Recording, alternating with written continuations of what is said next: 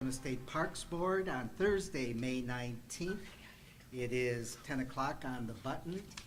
I'd like, first of all, to ask State Land Commissioner Lisa Atkins to lead us in the Pledge of Allegiance.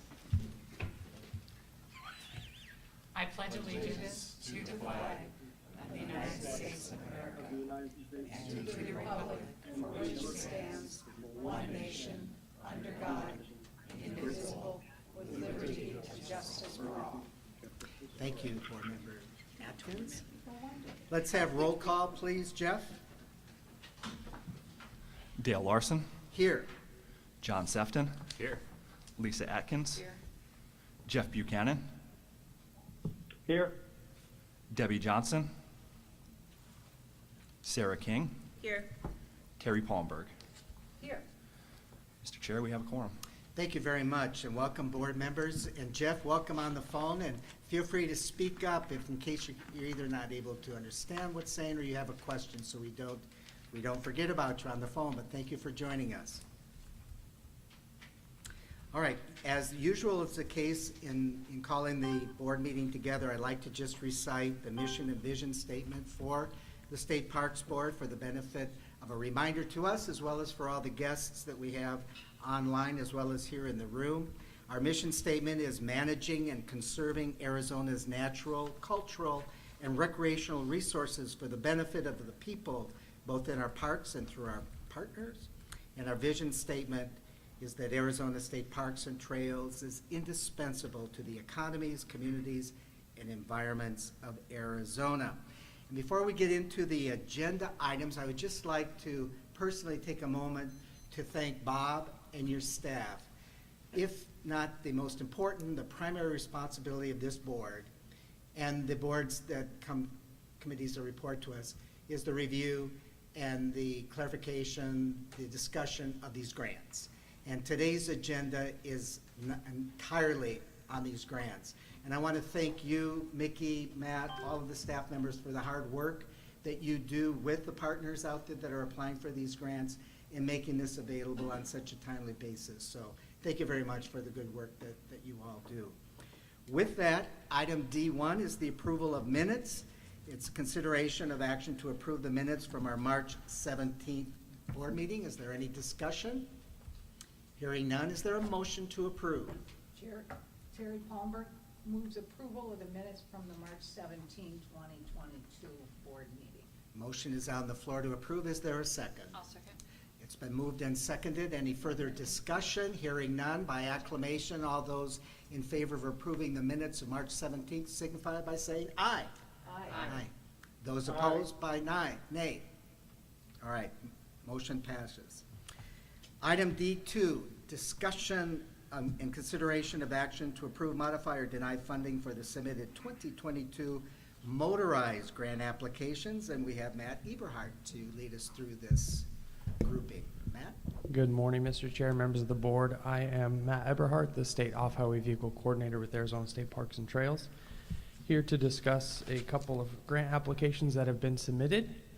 Currently, the Off-Highway Vehicle Recreation Fund has approximately $4.8 million available, and we've received two competitive motorized grant applications, one from the Tonto National Forest and one from Arizona State Parks and Trails. So I'll go ahead and go over those and answer any questions related to them.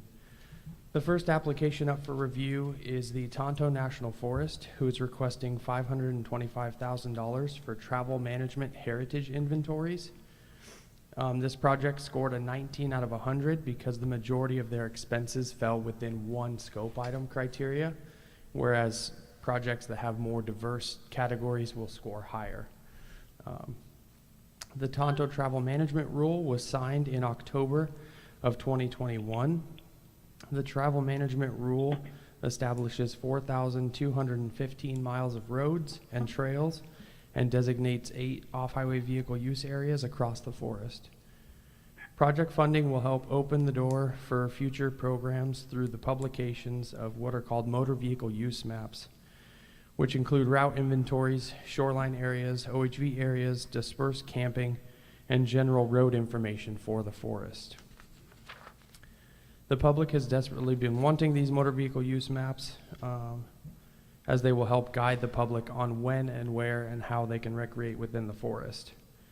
If awarded this funding, the Tonto National Forest will contract this work immediately and anticipates having the motor vehicle use map completed by fall of 2023. If the forest were to have to self-fund these maps and this work, the time frame would be approximately 10 years. The Tonto motorized and non-motorized budgets for this type of work combined is $45,000 annually. And again, at that rate, it would take approximately 10 years to complete the work. Their in-house archaeology programs have small staff and lack the resources needed to accomplish this work in a realistic time frame. Project costs would include route inventory, tot lot and OHV area development, dispersed camping zones, site testing, a 20% contingency plan. The Off-Highway Vehicle Advisory Group had questions related to the timeline of completing these maps, as they do provide a great resource to the recreating public. And again, the Tonto Forest confirmed that they would contract this work out with the grant funds and have the map completed by fall of 2023.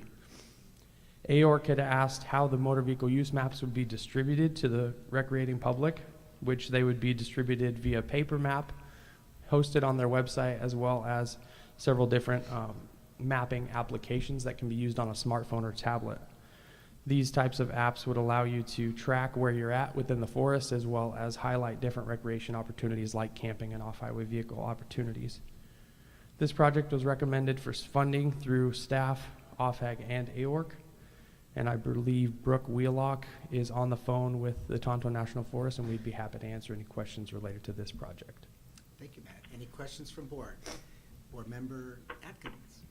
Matt, can you go back and talk about the availability of information within the Tonto? Does it stop at the boundary of the Tonto, or does it go further than that? It's my understanding that the motor vehicle use map would specifically cover the Tonto itself. And then the other forests have, if they have travel management completed, they will also have a motor vehicle use map. Like Coconino National Forest, they have a version of this as well. And then as the different forests complete travel management, it covers the recreation opportunities within their forest boundaries. Okay, so you know where I'm headed with this question.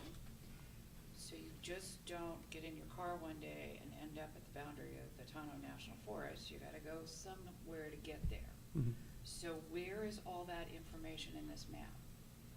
Is there a path toward the Tonto? Is there an explanation? Or are people gonna have to figure out how to get from their house to the Tonto on their own? And if so, have we looked at the land management patterns? I'm only saying this because the increase of off-road vehicles on state land is a problem for us. And I'm just trying to envision how we have that going from one land ownership pattern to another. Mr. Chair, Member Atkins, it's my understanding that typically the maps will include major highways. Okay. So that would be my guess, is that major highways would be the fastest access route to the Forest Service, and then from there they would utilize the trail systems within the forest. And when they get to the forest, they're gonna have a staging area? Yes, this would designate 8 staging areas, as well as over 4,000 miles of trail. Okay. That's very helpful. Thanks, Matt. I Mhm. appreciate that. Thank you, State Land Commissioner. Any other questions from board members? Thank you, Brooke Wheelock, for being on the phone, and for all the guests that are on the phone. Unless there's a specific question of the guests, we will probably just continue with board comments, and then if there's any clarification, we'll call upon you. So Matt, you want to go to the next one? I'm happy to.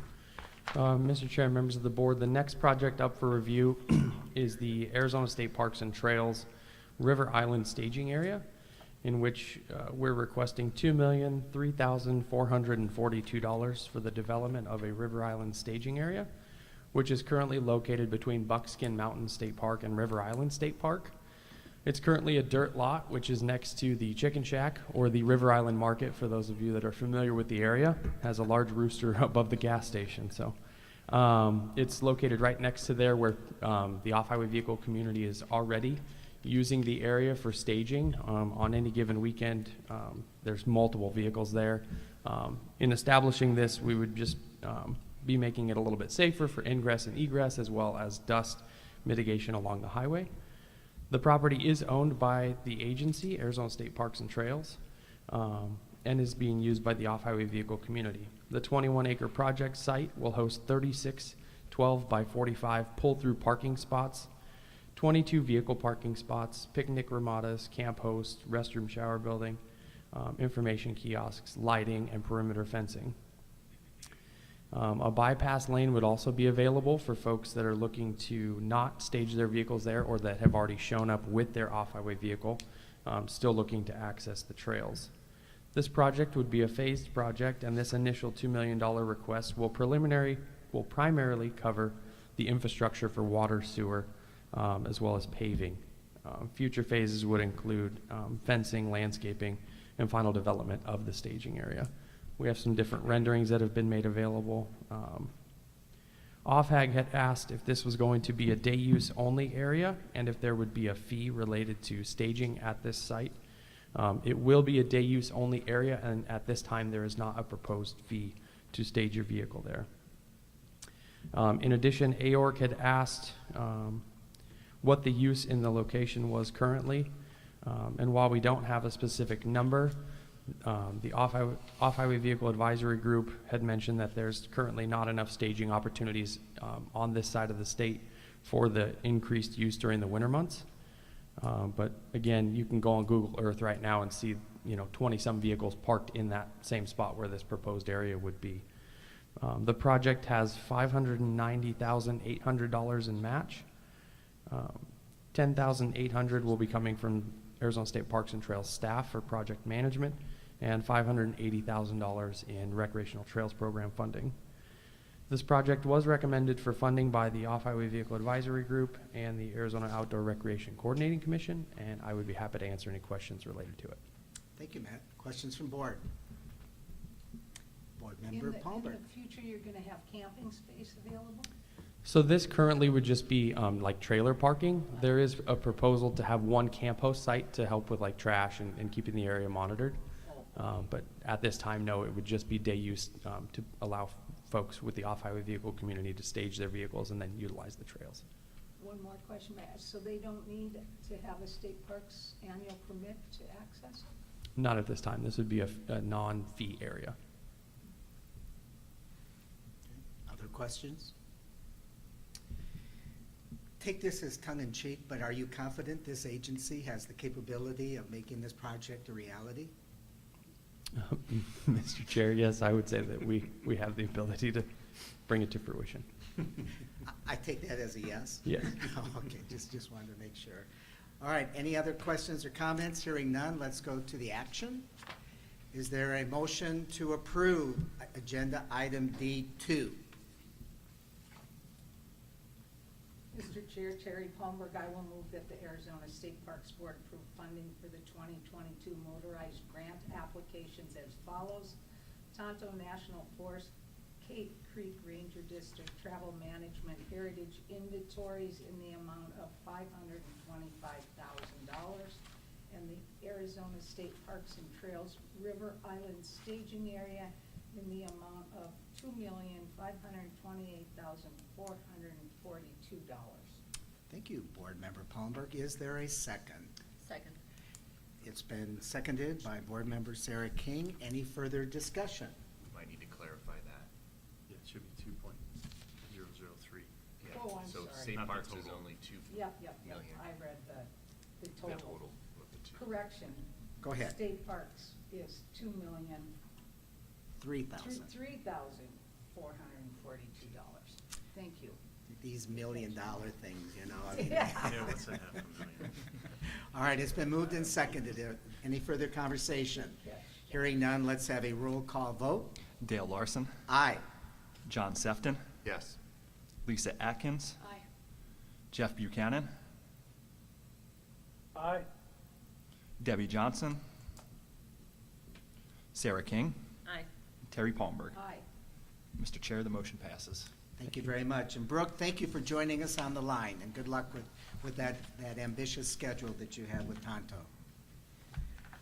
All right, let's go to Thank item, oh, you're welcome. Let's go to item D3, the supplemental grant applications. So again, Matt? Mr. Chair, members of the board, Again, currently the Off-Highway Vehicle Recreation Fund has about $4.8 million available in it. As part of this fund, we issue law enforcement specific grants to law enforcement agencies.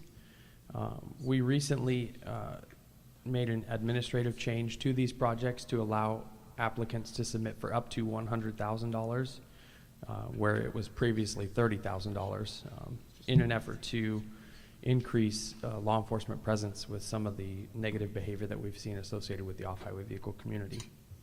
The Cottonwood Police Department is requesting $60,000 to purchase a side-by-side, purchase Motorola radio package for that vehicle, as well as an off-highway vehicle trailer. They will be providing $3,195 in match from personnel time. This project is recommended for funding by staff, OFAG, and AORC. OFAG did have a question regarding the vehicle as to whether or not it would be used by volunteers or sworn officers. The vehicle will only be used by sworn officers.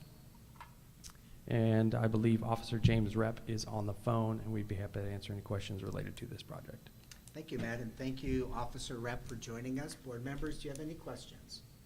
Board Member Palmberg. Question, because I don't know this, but are you required to carry insurance on these vehicles when they're at that level of cost? Yes, Mr. Chair, Member Palmberg, yes, you are required to have insurance on the vehicle here in the state of Arizona. Thank you. Other questions? Mr. Chairman, that's Yes. their cost, that's not ours. Correct. Okay. Other questions? Actually, I have a follow-up. So Please. what's the depreciation schedule on something like that? What happens to the vehicle when it hits that point? So, Mr. Chair, Member Atkins, typically what we do is we do an inventory of any vehicles that have been purchased with grant dollars, and we do a follow-up with each of those applicants year after year. They're also required to do 2 years of reporting for what that vehicle is being used for. So depending on the use, the replacement would be on the agency to replace over time. Okay, on us? No, No, on theirs. the awarded agency, yes. So how does it calculate into all of our equipment? doesn't. It's not technically considered part of our inventory. Okay. It's the So we agency, don't but have- we just follow up and check to see that they're still being used. And we have some from 8 years ago that were still being reported on that are being used for patrols and So it's things like just a that. paperwork exercise, we're not responsible for anything else? Correct. They're responsible for maintenance and replacement over time. But this is kind of an initial show of good faith in that, hey, we need this to be able to do our patrols and things like that. And then from there, it would be on the agency to replace it. Thanks, Matt, I appreciate Mhm. that. Go ahead, Board Member Palmer. What's their total inventory of these type of vehicles currently? Mr. Chair, Member Palmberg, I'm not sure I understand your question. Like how many vehicles we've awarded? No. No, for Cottonwood. Cottonwood. Oh, their inventory? I believe this is gonna be their first side-by-side for off-highway vehicle patrol. Up till now, I believe they've been using trucks and Jeeps. Officer Rep, are you on the line? Yes, I am. Can you answer that question? Is this your first vehicle, or do you have other vehicles already in use? No, this will be our first side-by-side. Any kind of enforcement that we do has been in our patrol vehicles, which has been kind of rough because there's a lot of areas we can't go to in our patrol vehicles. All right, thank you. Very good. Great. Matt, And what? one Oh, go ahead. One question on, now it's been said a couple times about only uniformed or licensed officers would be utilizing this, but there's not necessarily anything from the grant that would prohibit a volunteer or volunteer member of the agency to utilize this equipment, correct? I believe that would be at the discretion of the awarded agency. So if they had, posse members that were certified, that would be at their discretion and within their policies. Great, thanks. Officer Rep, that question, do you have any idea about what is the longevity of a vehicle like this, just out of curiosity? What are you hoping to get out of it in terms of lifespan? Yeah, I'm unfamiliar with like what the typical lifespan of a side-by-side is. I've never owned one, but we would maintain it and we'd get as much lifespan as we could. I do know that our fire department has had a side-by-side for like rescue purposes, and they, I believe, they've had theirs and been using it for the entire time I've been here, I believe, which has been about 11 years. Good, all right, thank you, appreciate that. Any other further questions? All right, is there action item for this? Is there a motion to approve Agenda D3? Mr. Chair, I'll move that the Arizona State Parks Board approve funding for the 2022 supplemental grant application as follows. Cottonwood Police Department Law Enforcement Equipment Protection Project in the amount of $60,000. Motion's on the floor, is there a second? I'll second it. Terry Palmberg, It's been moved and seconded, any discussion? Hearing none, roll call vote. Dale Larson, Aye? John Sefton, Aye. Lisa Atkins, Aye. Jeff Buchanan, Aye. Debbie Johnson, Sarah King, Aye. and Terry Palmberg. aye. Mr. Chair, the motion passes. Thank you. Thank you, Matt, and thank you, Officer Rep, for joining us today. All right, we'll Thank you to the go, board. we'll go to agenda item D4, the SLIF grant applications. Mickey, your show. Thank you, Mr. Chair, members of the board. The State Lake Improvement Fund provides matching grants to assist state and local units of government to fund projects on water where gasoline-powered boats are permitted. A total of $4,900,000 was appropriated for the SLIF program. A project sponsor may apply for up to 20% of these funds, or $980,000. There were 3 projects that were submitted. The first, the Bullhead Police Department is requesting funding for 2 additional jet boats and 4 jet skis. Bullhead Police were successful in receiving a SLIF funding for 1 jet boat in November of last year. This replaced an Asian 2008 boat that would be used for safety and enforcement patrol along the 13-mile stretch of the Colorado River, which is a very heavily used waterway during the spring and summer months, with many rescues and enforcement and education activities. After the award, Bullhead City Police found out that the production of these boats was a minimum of 12 to 18 months out due to the supply and workers shortage. They currently have they currently have 4 boats in their fleet, and 2 were purchased in 2016.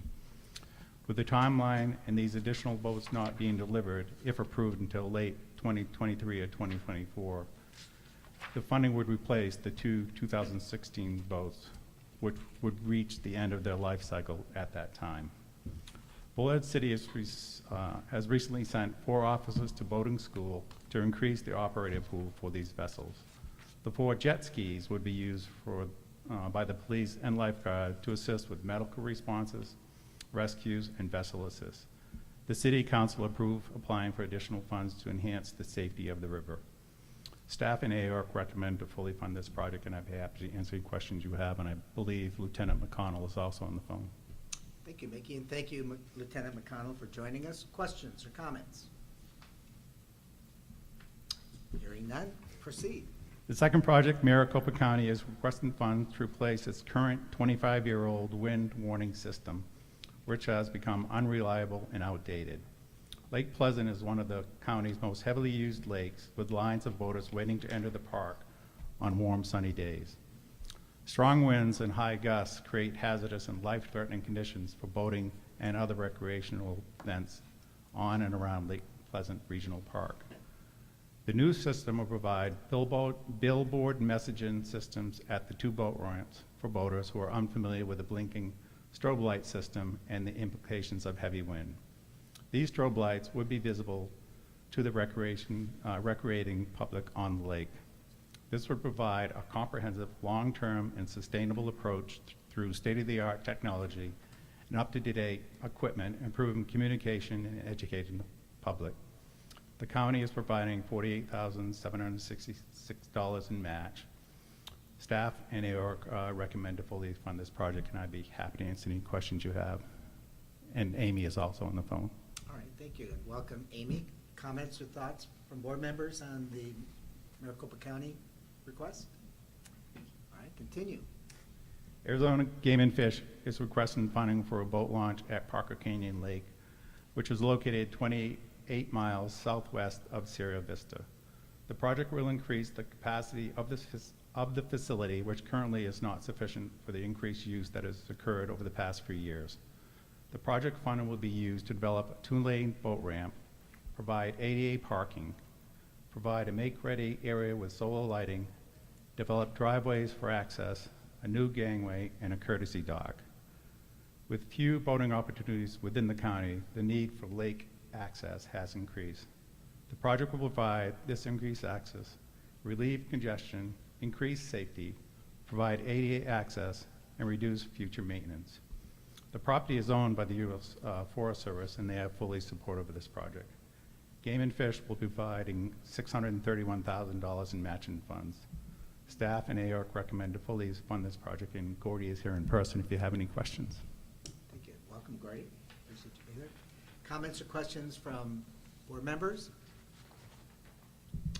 All right, hearing none. And by the way, Mickey, the fact that these scores are all so high in the priority, it just, I think it makes us all confident that the review process and the need and the priority was really at a critical area, so. Thank you. They're very good projects. All right. Action on this item, Agenda D4, is there a motion to approve? Mr. Chair, I will move that the Arizona State Parks Board approve funding for the 2022 State Lake Improvement Fund grant applications as follows. Bullhead City Police Department Water Safety Expansion in the amount of $285,900. Maricopa County Lake Pleasant Wind Warning System in the amount of $620,791.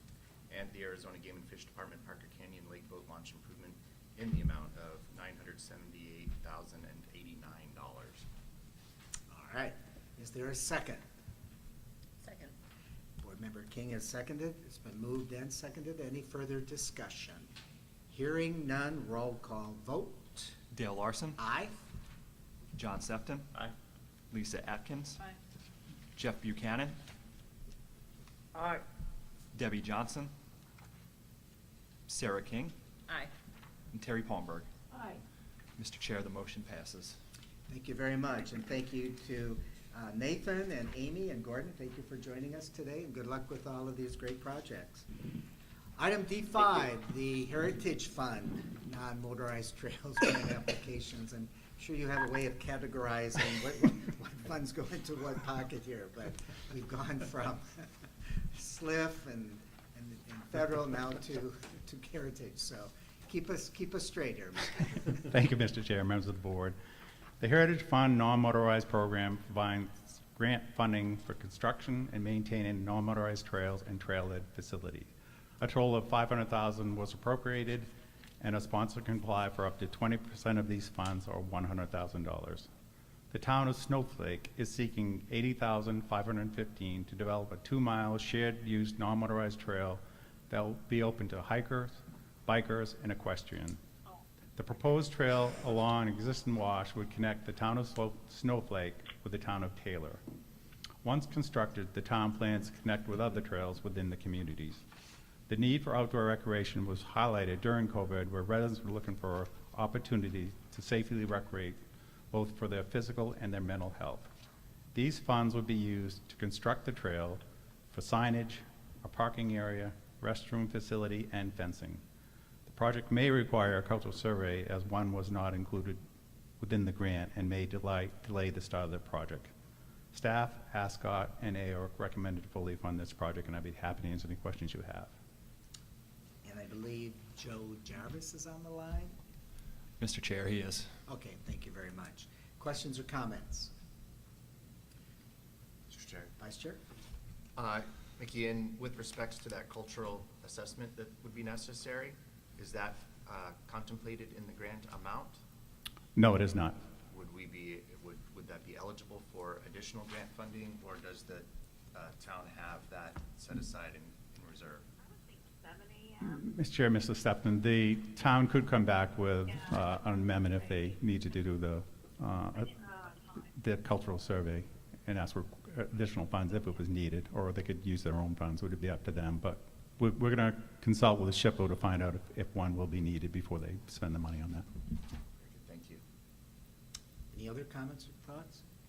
Mickey, the rating for this is a little bit on the lower end on the 30. Any reason for having that as not quite as high as some of the other grant applications? Mr. Chair, members of the board, 30 is a pretty high project. You'll see the the other non-motorized one. This has several categories. It's constructing a new trail, it's mitigating damage, it includes trailhead facility and restroom facility. So a 30 is a fairly good score for a non-motorized grant. Okay, that's helped to clarify that. All right. I think this is the only item for D5. Are there any further questions? Hearing none, is there action?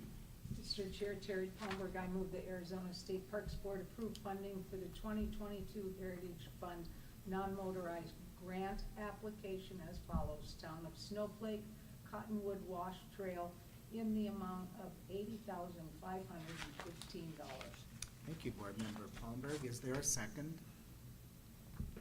John Sefton will second. It's been moved and seconded. Any further discussion? Hearing none, a roll call vote. Dale Larson. Aye? John Sefton. Aye. Lisa Atkins. Aye.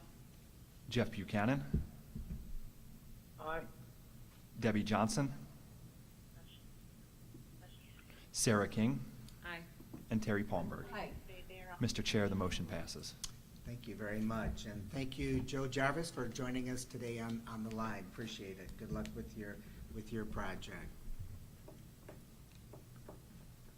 All right. Thank you. Let's go to item D6, the 2022. If I could, someone on the line, I think you have either a phone or something else going on that's causing a little bit of interference. Could you just check, please? All right, thank you. Appreciate your courtesy. Let's go to D6, the Heritage Fund Environmental Educational Grants. Mickey. Thank you, Mr. Chair. The Heritage Fund Environmental Education Grant provides matching grants to develop and promote outdoor and environmental protection programs related to outdoor recreation.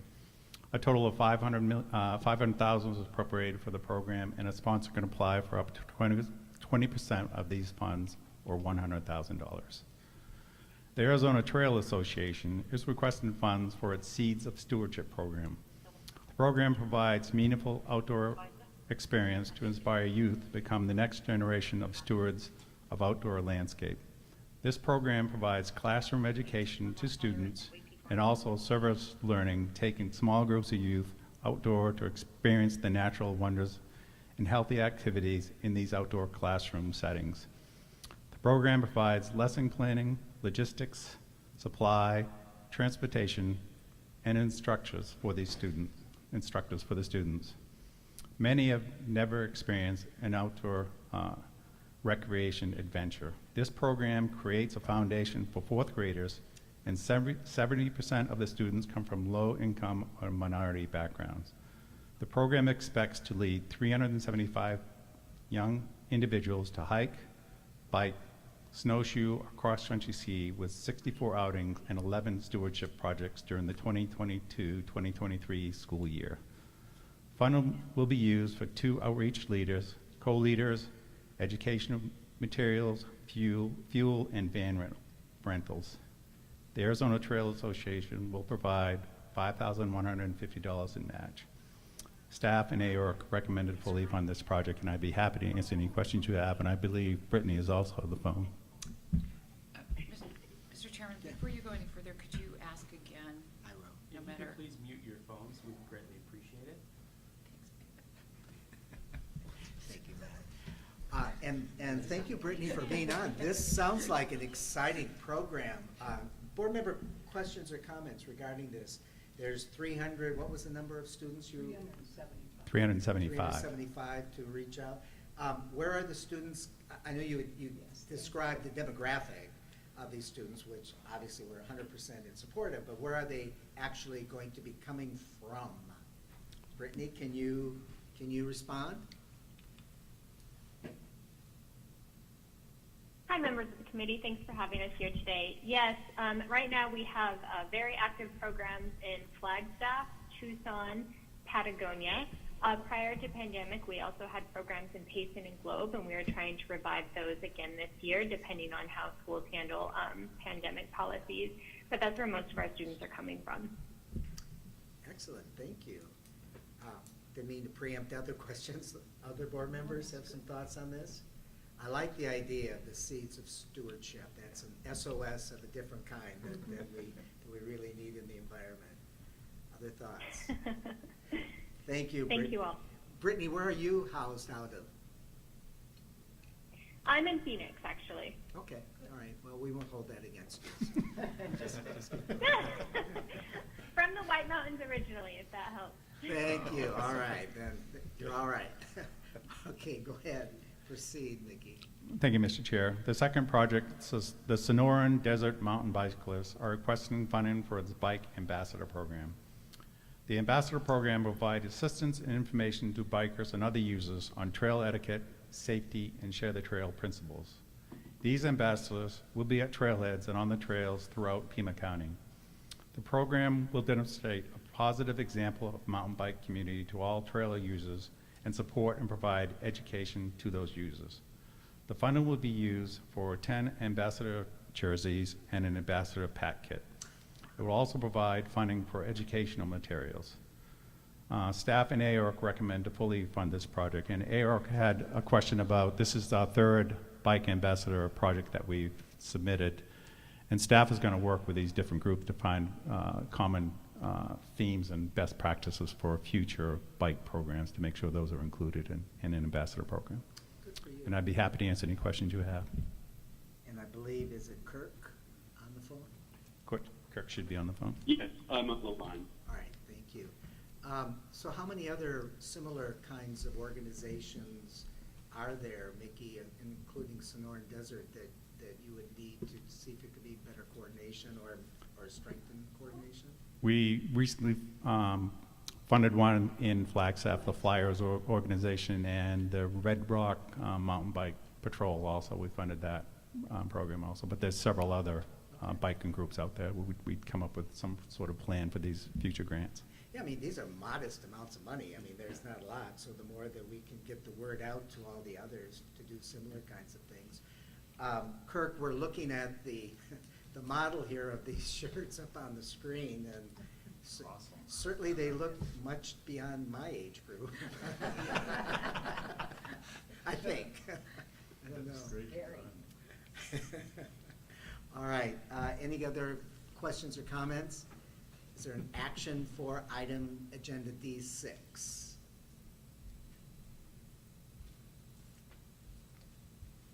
Mr. Chair, I will move that the Arizona State Parks Board approve funding for the 2022 Heritage Fund Environmental Education Grant application as follows. Arizona Trail Association Seeds of Stewardship in the amount of $46,350, and the Sonoran Desert Mountain Bicyclist Bike Ambassador Program in the amount of $2,250.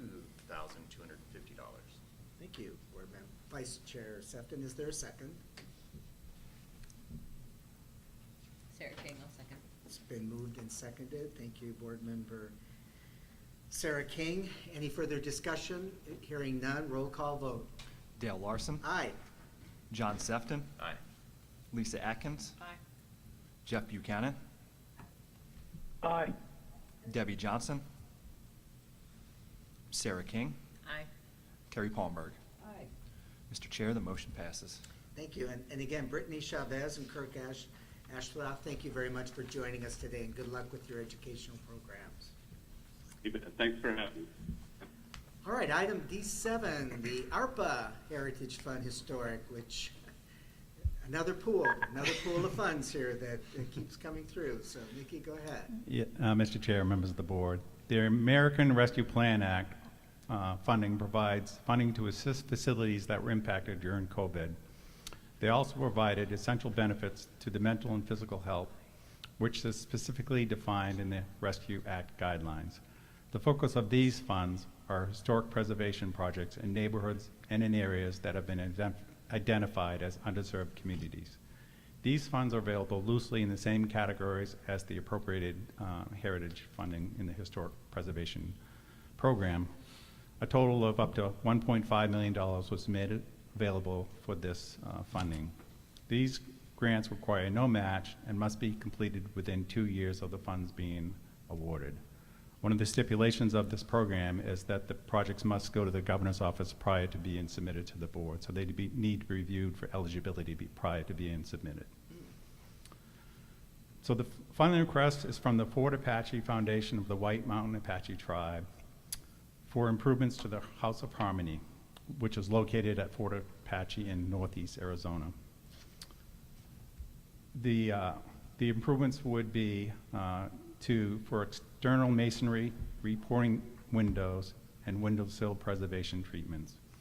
These improvements and the HVAC improvements, if approved, will provide an integral residential commercial conference space hub, boosting the tribe's workforce and private enterprise. This is part of a much larger effort with over $7 million in funds available for this total project. The Foundation's team of consultant, architect, and engineers with extensive input from the tribes have a detailed construction plan and cost estimates. Staff and ARC recommend to fully fund this project, and I'd be happy to answer any questions you have, and I believe John is also on the phone. Thank you. Question, Board Member Palmer. Mickey, that 20% up to the 300,000, was that a guideline passed down to us, or did we set that guideline? It was, Member Palmer, it was passed on to us. Okay, thank you. Other questions? Mickey, you had mentioned that the governor's office also has to approve this. You mentioned ARC did. Do we have support and approval from the governor, I presume, for the approval as well? Mr. Chair, they wouldn't come before the board unless we had their approval, so Okay, yes. I'm just checking. They approve first. All right, and then in terms, by the way, I'm very happy about this personally because we don't get a lot of tribal nation grant support coming through the various funds that we have in it, and this is obviously one of the first significant ones. So is there any way to, and I guess I'm asking this of John Walsh, to let your peers know in the other sovereign nations that these funds are available for similar kinds of projects, because we clearly would like to see the tribal nations take advantage of these funds if it's within their policy priorities. I guess that's more of a comment than a question, but John, how do you feel? Well, I feel very grateful to have had the opportunity to apply, and a little, what should we say, jealous or selfish about keeping the information myself. But your comment's still well taken, Mr. Chair, and I will circulate the information to my colleagues. Thank you very much. Appreciate it, John. Selfishness is good. That's all right. All right. Are there any other questions or comments? Hearing none, is there action on this item? Mr. Chair, I would move that the Arizona Parks Board approve funding for the 2022 American Rescue Plan Act grant application as follows.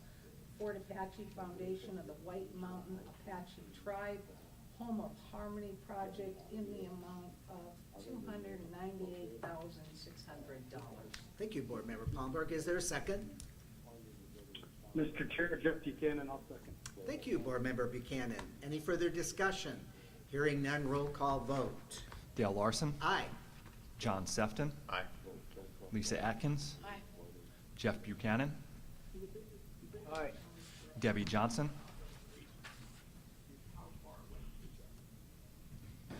Sarah King. Aye. Terry Palmberg. Aye. Mr. Chair, the motion passes. Thank you very much. And again, John, thank you for joining us today. Thank you very much, all of you. All right. Item D8, discussion and consideration to approve, modify, or deny the 2022 HVAC American Rescue Plan Act Florida. I guess in Arizona, we do need to have our buildings cooled a little bit, so take it from there. Thank you, Mr. Chair. There were additional ARPA funds set aside specifically to be used for grants to replace or upgrade heating, ventilation, and air conditioning systems to provide a safe and healthy environment for visitors during the current and post-pandemic environment. A total of $1 million was made available for this program. These grants require no match and must be completed within 2 years of funds being awarded. All projects must be reviewed by the Governor's Office for eligibility, and all 4 of these projects have been approved by the Governor for funding. A project sponsor may apply for up to 20% of these funds, or $200,000.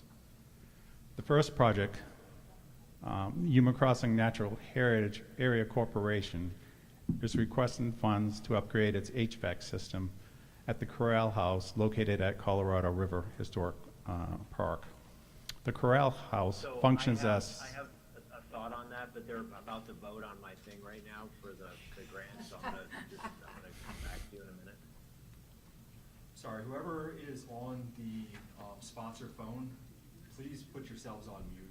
We're hearing a couple of different conversations.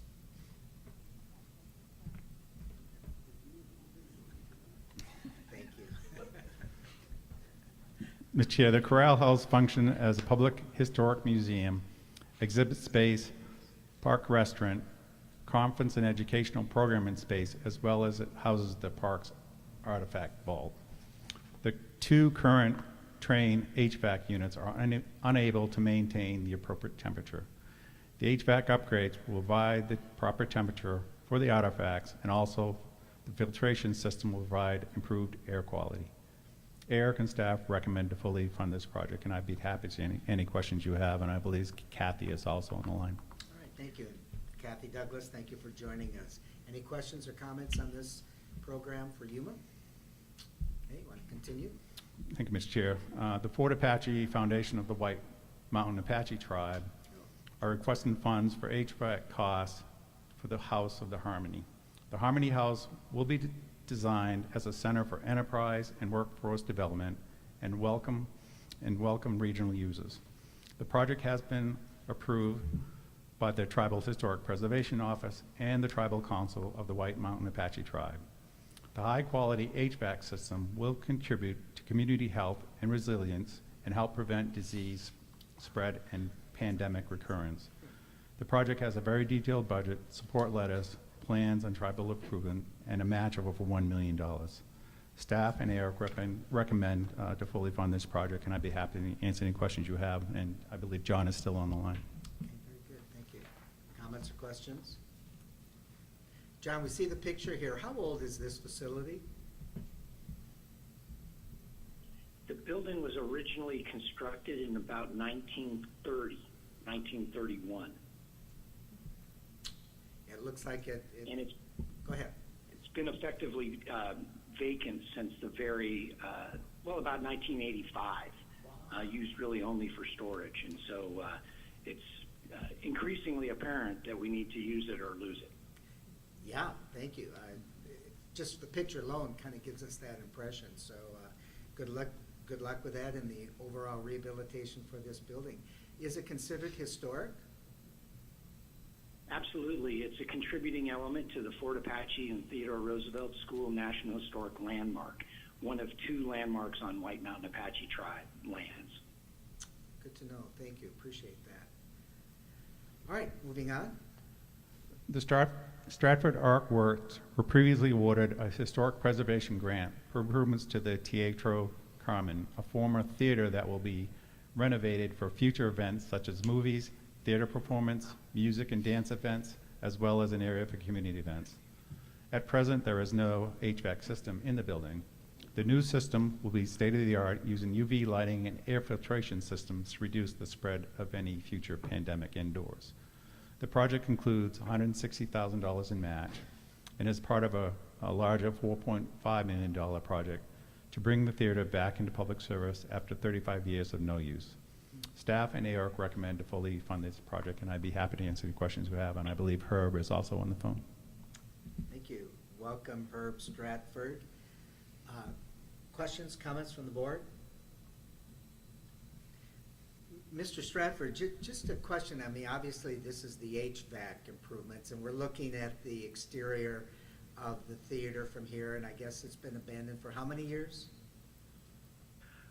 It's been used by the last owner was using it sort of as a storage and a space for their handymen to work on other properties within Barrio Viejo, because they own about 22 other properties. So when we got there, it was full of bathtubs and doors and roof tiles and things like that. The last time there were performances in the space was the mid-1980s.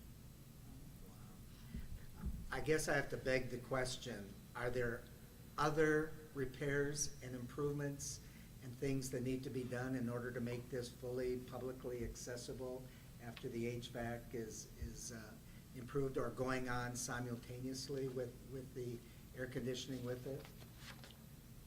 So basically, the way that the project is working is it's being done in two phases. The first phase is right now we're doing some roof repairs that we received some grant dollars from, some private foundation dollars, and we're doing we received the Heritage Fund grant to work on the facade. And then this HVAC is the first sort of step in the phase two of the project, which includes rebuilding a stage and fly loft, and putting in all new restrooms, and and all the theatrical systems and things like that. So it is part of a larger project that's about $4.5 to $5 million for the interior restorations, and the HVAC is one part of that. Good to know. Boy, congratulations. I hope this thing comes through. What is your intended completion date to open it back up for performances?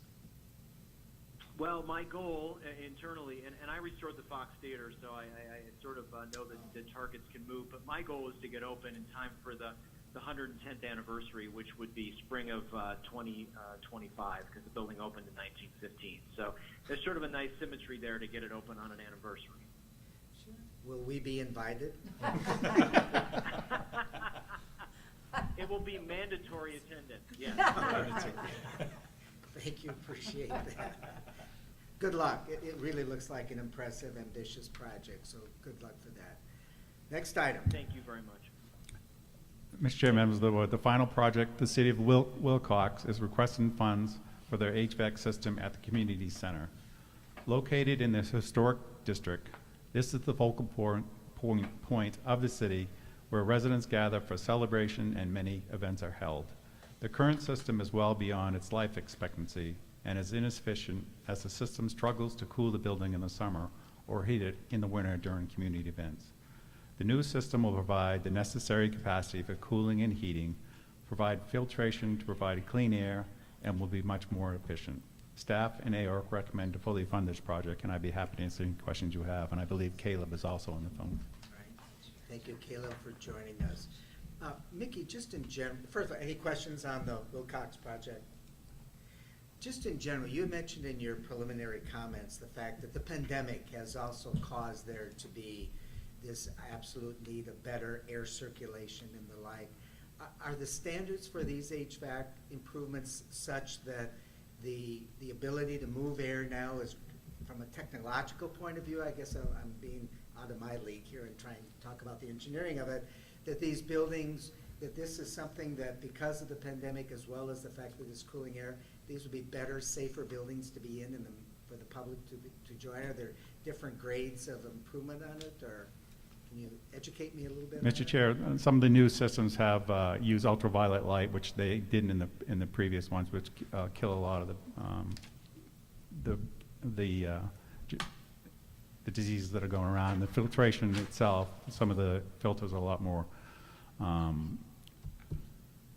dense, so the air is a lot cleaner than in the past, the new systems. Because these are all old buildings, and when you bring in new machinery, I just kind of curious if that's one of the standards that we're trying to create here, is just to have a better, safer air environment for these buildings. So anyway, good luck. It's well needed. Appreciate it. Is there action on agenda item D8? Mr. Chairman, Yes. I move that the Arizona State Parks Board approve the funding for the 2022 heating, ventilation, and cooling HVAC American Rescue Plan grant applications as follows. Yuma Crossing National Heritage, $12,600. $12 million. Sorry. If we have $12 million, I'd like to have a conversation with you and the director immediately following this meeting. Air is getting very expensive. That's good to know, because that means that the land is getting more expensive. Go ahead. Where I'm am sorry. Yuma Crossing National Heritage Area Corporation, $12,660.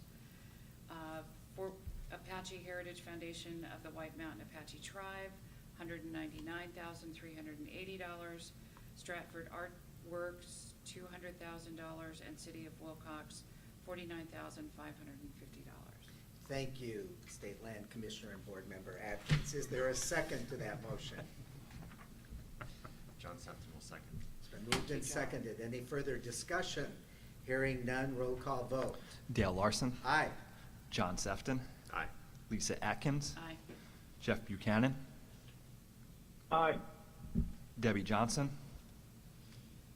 Sarah King. Aye. Terry Palmberg. Aye. Mr. Chair, the motion passes.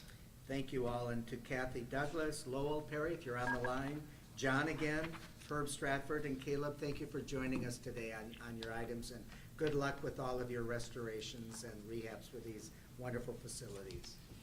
Mr. Chair, on that, how much is left of, is there a total amount left of that type of grant specifically? Mr. Chair, Mr. Sefton, you talking about the HVAC amount? Right. So it's $1 million available, the first projects that were submitted, so whatever the difference is, yes. So it looks like about a little more than half still available. Correct. Okay, very good, thank you. All right, D9. Thanks a lot. Always enjoy the Heritage Historic people here. Recreational Trails Program, now motorized. D9, Mickey, you're Thank you, Mr. Chair. dominating the floor here today. I'm over halfway done. The Recreational Trails Program provides grant funding for the constructing and maintaining non-motorized trail and trailhead facilities. Each year, a minimum of 30% appropriated recreational trails funds, or $574,000, must be used for non-motorized projects. 3 projects have been submitted requesting $592,860. So first, let me explain the program a little bit before I go into the project. Arizona State Parks receive an annual apportionment of $1.82 million, and we must identify and provide a list of projects to Federal Highway to obligate these funds each May. If these projects are not identified, State Parks will lose any funds that have not been identified. With this list of non-motorized projects, in addition to the recommended Mojave County Trail Maintenance Project, the Verde Search and Rescue Posse Grant, and the River Island staging area, we will identify projects to obligate all the FY 2023 projects. The hope is that the board will approve today, and we'll send this to Federal Highway directly after the meeting. And just to give the board an update of what we have provided funding for so far, we have funded all non-motorized and motorized projects, so we haven't denied any funding. So the first project, the National Forest Foundation, are looking for funding to perform much-needed trail maintenance on 6 miles of trail and construct 10 miles of new trail to realign eroding trails on sustainable grades. The Highline Trail, located in northeast Arizona, is a heavily used trail on the Tonto National Forest. These trails are available to hikers, equestrians, and biking. All the work will be done by professional trail crews, and trail work will be natural surfaces with 18 to 24 inch in width. Work would also include decommissioned former trails built to allow native grasses and plants to grow on the edges to prevent further erosion, and erosion control structures to be built along steep sections for sustainable trail. Due to the steep terrain and wilderness setting, the reason the project scored low is that the focus on renovation in the existing trail, which is one of the higher priorities identified in the state trails plan. Some of the match, not in the grant, would include constructed new trails. They're going to put up signage and mitigate damage from OHVs along the trail. All clearances are in place, and staff and ASCOT and AORC are recommend to fully fund this project, and I'd be happy to answer any questions you have, and I believe Rebecca is also on the phone. All right. Thank you, Mickey. Thank you, Rebecca, for joining us. Comments or questions on this? Now, this is now motorized, and you mentioned part of the damage is because of motorized vehicles that have been on the existing trail? Mr. Chair, that is correct. Some of the sections, there is damage done by OHVs. So I guess begging the question then, so you get the improvements done, how is that still going to prevent the motorized vehicles from taking over and ruining those trails again? Mr. Chair, members of the board, Matt and I will work with this foundation to let them know what we have available in OHV funds to mitigate exactly damage that's done by the trails to prevent any future damage. So we'll work with the sponsor to let them know what we have available. We can go out and approve a grant without board approval up to $100,000 to mitigate any damage that's done by OHVs. All right, appreciate that, thank you. Mr. Chair, along those lines, what does the National Forest Foundation regularly do to manage the trails they're putting in place? What is their plan of maintenance and observations, and what do they do? Who's online that can help Rebecca? us? I believe Rebecca is online. Hi, yes, thank you so much for the question. In large part, this is a non-motorized trail system, and because of its placement across various drainages on the Mogollon Rim and within that area, there's been just tremendous erosion and damage to the trail system. And so what we're proposing to do across the entire trail system, sort of phase by phase, is working to reroute very eroded and unsustainable trails and then maintain trails that exist in more sustainable locations. We're also working with our partners at Wild Arizona to ensure that closed portions of trails are rehabbed and restored so that they then minimize that downstream erosion and further degradation. And in terms of your question on maintenance, we are working to, of course, with many other partners to ensure that long-term maintenance needs are minimized through the sustainable trail construction and the maintenance that we're doing now. I mean, obviously trails will always require maintenance, and this one is no less needed in terms of long-term maintenance, but we'll certainly work with our partners at the Tonto National Forest to ensure that that long-term maintenance can be maintained over time. And the National Forest Foundation is the congressionally chartered nonprofit partner to the U.S. National Forest. And so that is something that we do kind of in the big picture across the United States, and certainly here on the Tonto National Forest, is to ensure that these kinds of special places that are nationally recognized can have long-term maintenance needs addressed. And so we'll certainly be doing that in the long term, raising funds, working with partners, and making sure that maintenance can happen. Board Member Palmer, to A follow up? follow-up to that, so how much do you budget annually for maintenance? We are an organization that raises funds to implement these projects. So we don't have, we're not like the Forest Service in terms of having a set budget every year to allot a certain amount for specific things.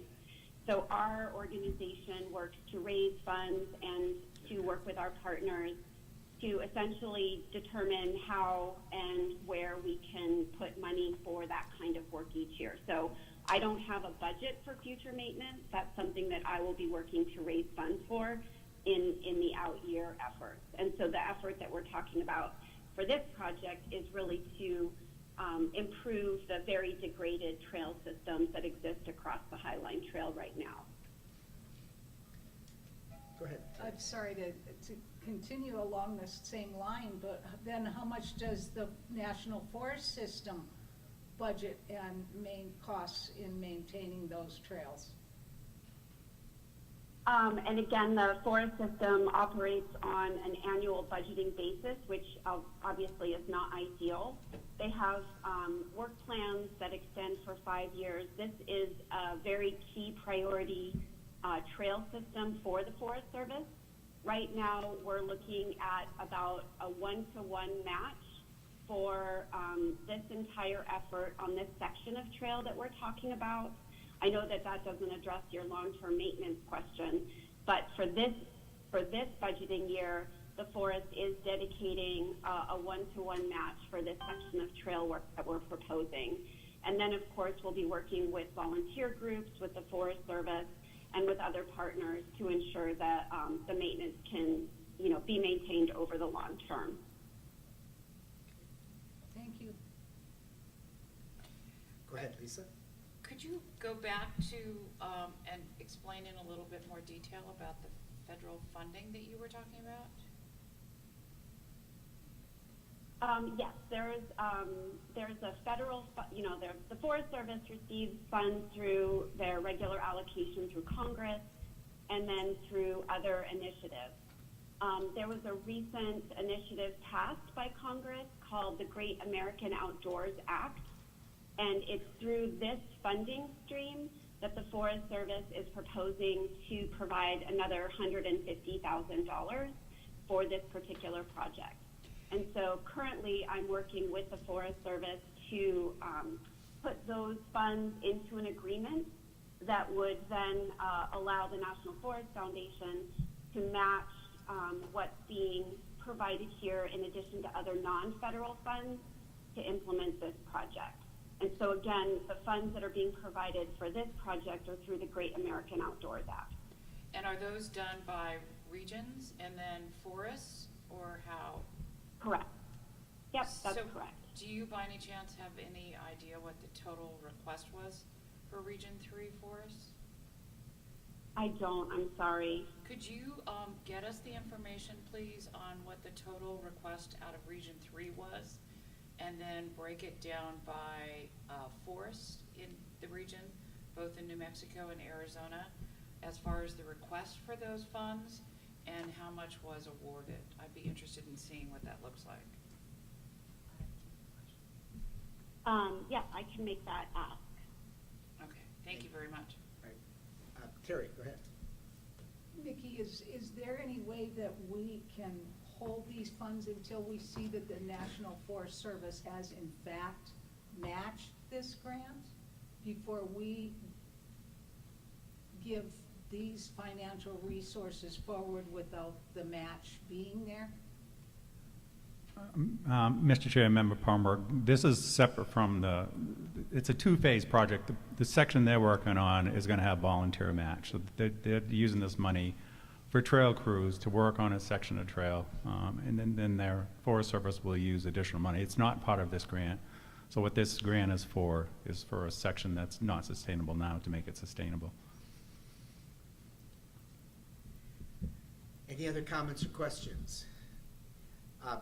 This is more of a comment, and believe me, Rebecca, thank you for educating us a little bit about the National Forest Foundation. And I've been in this career area for almost 50 years now, and honestly, I am not that familiar with the National Forest Foundation, and I apologize because I'm very familiar with the National Parks Foundation, but not the National Forest. And even though we do have an item later on the agenda about future agenda items, I'm kind of looking at our executive director here and thinking it might be a good opportunity for our board to learn more about the National Forest Foundation. I assume they're a 501c3 nonprofit that is largely responsible for raising money. They're not an operational foundation, and I don't want to go into a long conversation, but this is kind of news to me, and it's bad on me, but this is an organization that I'm just not that familiar with. So, Bob, I don't know if you want to respond. Sure, Mr. Chairman. I think Rebecca Davidson would be more than happy to come in front of the board and do a presentation. She's very skilled at it. We used to work together at Game and Fish a long, long time ago, so she would do an excellent job, right, Rebecca? I would, and I'd be thrilled to come and present. It's not unusual that folks haven't heard of the National Forest Foundation. It's an obstacle that we're trying to overcome because we are a national, as you say, we're a nonprofit, 501c3.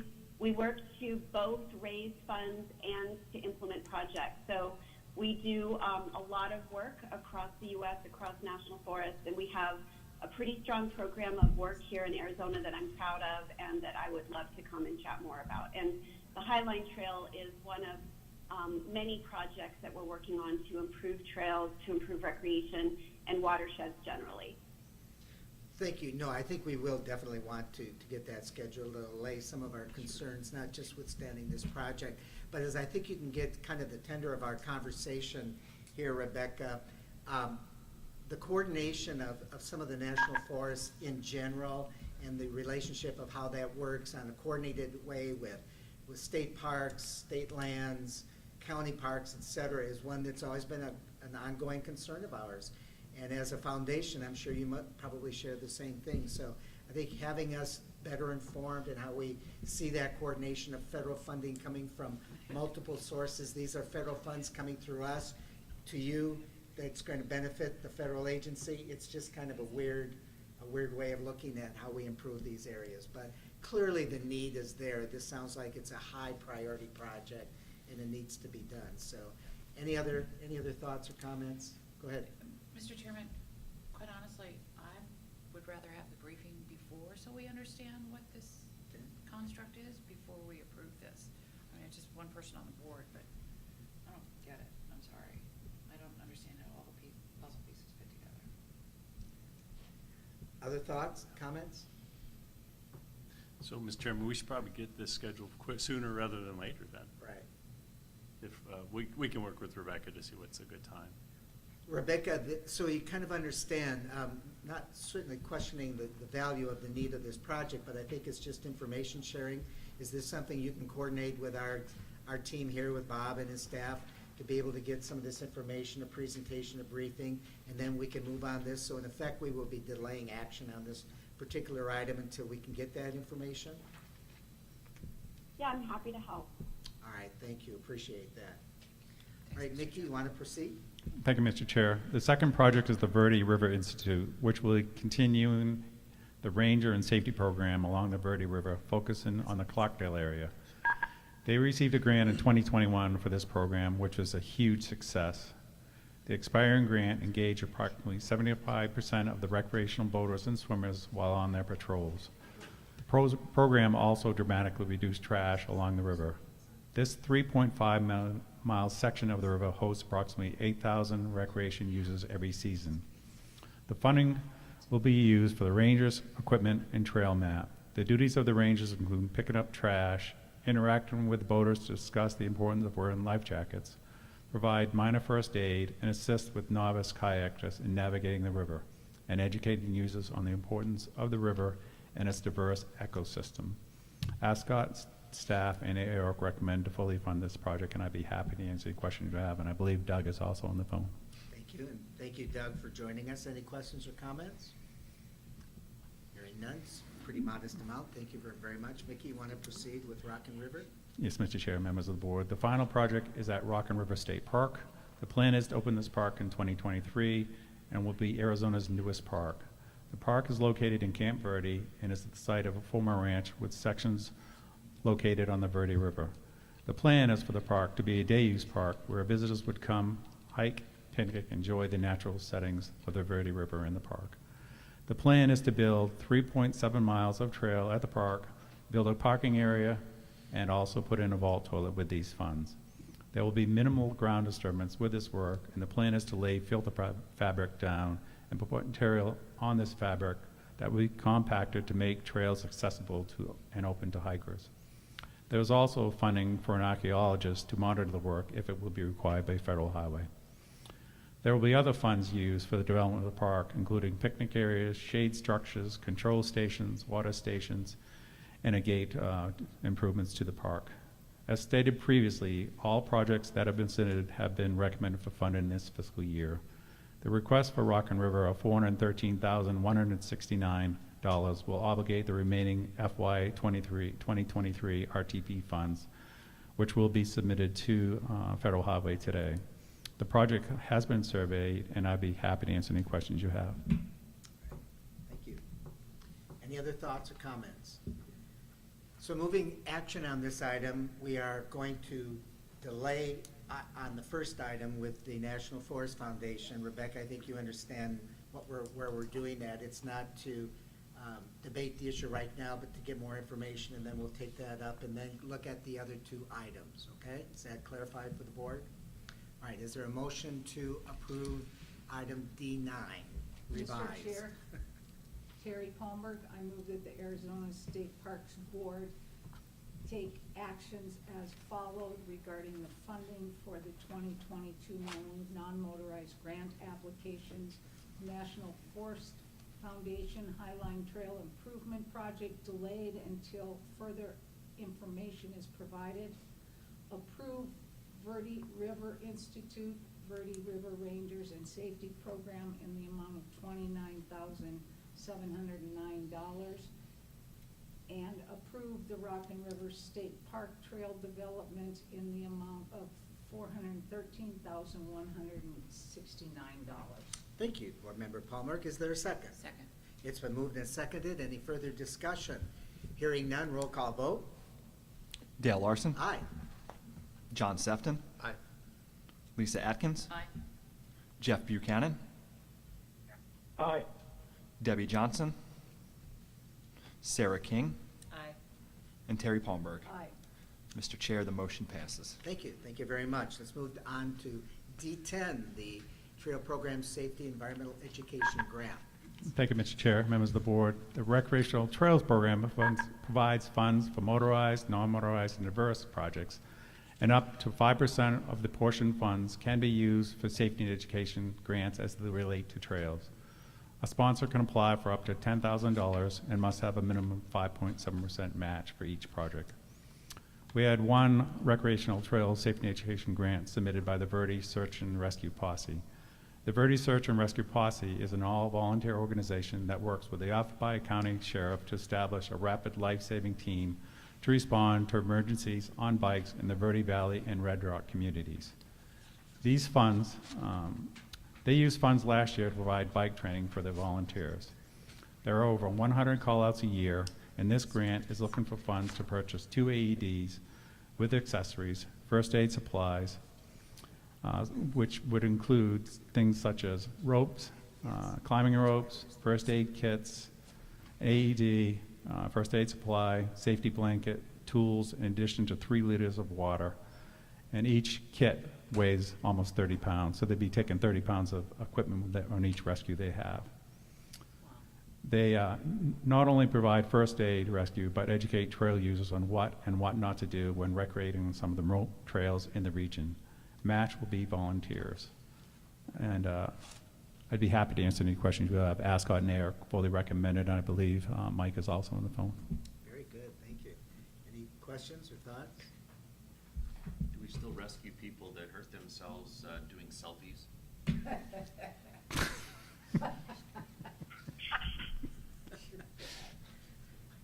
Michael, did you hear that question from our esteemed Vice Chairman, John Sefton? I didn't catch the question. Well, I just made a joke that if, do we still rescue people that hurt themselves doing selfies? Unfortunately, we do. We've had 2 of those this year so far. oh my gosh. We've actually, one was a recovery, unfortunately. Oh, wow. Yeah, it's crazy. That's just insane. Yeah, really.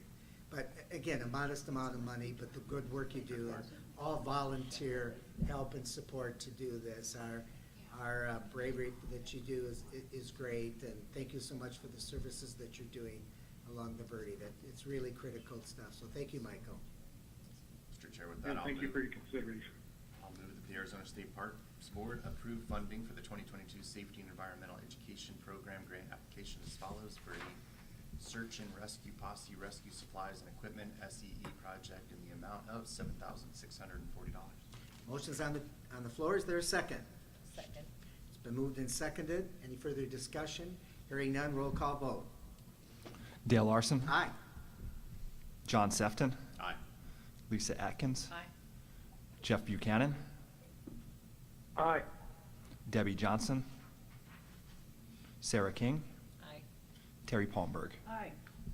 Mr. Chair, the motion passes. Thank you. And thank you, Michael, for being on the call and the good work that you're doing in Verde. Thank you very much. Thank you so much for your consideration. We really appreciate the help. All right. Let's move to D11. Thank you, Mr. Chair. The 2020 Arizona State Park Trails Plans has maintaining existing trails as its #1 priority. For the past several years, State Parks has set aside up to $150,000 in RTP funding for maintenance of the existing non-motorized trail. In the program, a sponsor can apply for up to $50,000 per project, and if approved, can select from one of our 3 contracted trail crews to perform this work. The sponsor will provide the 5.7% non-federal match, and once the project is complete and work approved by the landowner, State Parks Trails pays these contractors directly. Work must be completed within 1 year of receiving these funds. Mojave County is requesting funds to hire a contractor trail crew on a section of the non-motorized trails in the Wallapai Mountains. In 2021, the Wallapais were affected by the Flag Fire, which impacted 3 miles of the trail system open to hikers and equestrians. After the fire, the monsoons dropped over 13 inches of precipitation, which resulted in further destruction of this trail. The project will fund a crew for 6 weeks to perform erosion mitigation work, reestablish check dams, put in reverse grades, and clean out or replace water bars to get water off from the trails. Stonework would be used where available for these structures, in addition to the needed retaining walls. Many of the engraved trail signs were lost during the fire and will be replaced with metal signs with color-coded maps. Ascot had some concerns with some of the existing wooden structure being replaced with new wooden structure and susceptible to future fires. Due to the terrain, there are areas where it's not practical to quarry stone for this work, but the project would minimize the wooden structures where possible. Ascot and AORC recommend to fully fund this project, and I'd be happy to answer any question you have, and I believe Jordan may be on the line also. All right, thank you very much. Are there any questions or comments from the board? Mr. Chair, I move that the Arizona State Parks Board approve funding for the 2022 Trails Maintenance Program grant application as follows. Mojave County Wallapai Trail Maintenance Project in the amount of $44,990. Thank you, Board Member Palmberg. Is there a second? John Sefton, I'll second. It's been moved and seconded. Any further questions or comments? Hearing none, roll call vote. Dale Larson. Aye. John Sefton. Aye. Lisa Atkins. Aye. Jeff Buchanan. Aye. Debbie Johnson. Sarah King. Aye. Terry Palmberg. Aye. Mr. Chair, the motion passes. Thank you. And Jordan, thank you for joining us. Appreciate it, and good luck with your program with the Wallapai as well. Thank you. Oh, sorry. Thank you so much. Good to hear your voice. I said thank you. You did. We heard you loud and clear. Thank you.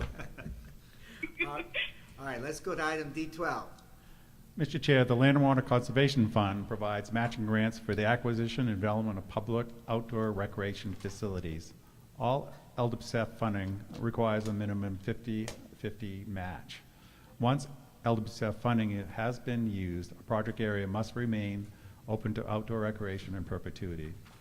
The City of Benson is requesting funds to make improvements to a previously LWCF funded project at Lions Park. The proposed project would include new pickleball courts, replace a large group ramada in phase one of a new softball baseball complex, including lighting, irrigation, restroom, concessions, and parking at an undeveloped portion of the park. The city's open space master plan identified current facilities at Lions Park as not adequate to meet demand. The 2020 strategic plan specifies implementation of the proposed expansion at Lions Park. If approved, this project will alleviate overcrowding at its existing fields, provide pickleball courts, which are in high demand, and a new group ramada offering a safe, inexpensive, accessible facility for groups and family gatherings. Benson has the secured match in place. Staff and AORC recommend to fund this project at $750,000 instead of the requested $1 million. This recommendation is due to the many cost amendments that have been brought before the board and the unknown FY 2022 apportionment, therefore unknown funds availability. If there is more funding available in either LWCF or possibly Heritage, we would work with Benson to apply for additional funding. We have reached out to the town, to the City of Benson, and asked if they could work with the $750,000, and they said they could modify that budget and certainly could use the money. Staff and AORC recommend to fund this project, and I'm happy to, any questions you have? And I believe we have Vicky Vivian and Mandy Conrad are on the call? Not sure if they're actually on the call, Mr. Chair. Okay, very good. All right. Action on, or questions on City of Benson's request for Lions Park? Hearing none, is there a motion to approve? I have a question, Go but ahead. no one's on, I don't think they can answer it. How much has Benson grown? I'm just wondering, they want additional sports fields, is their population such, they are, okay.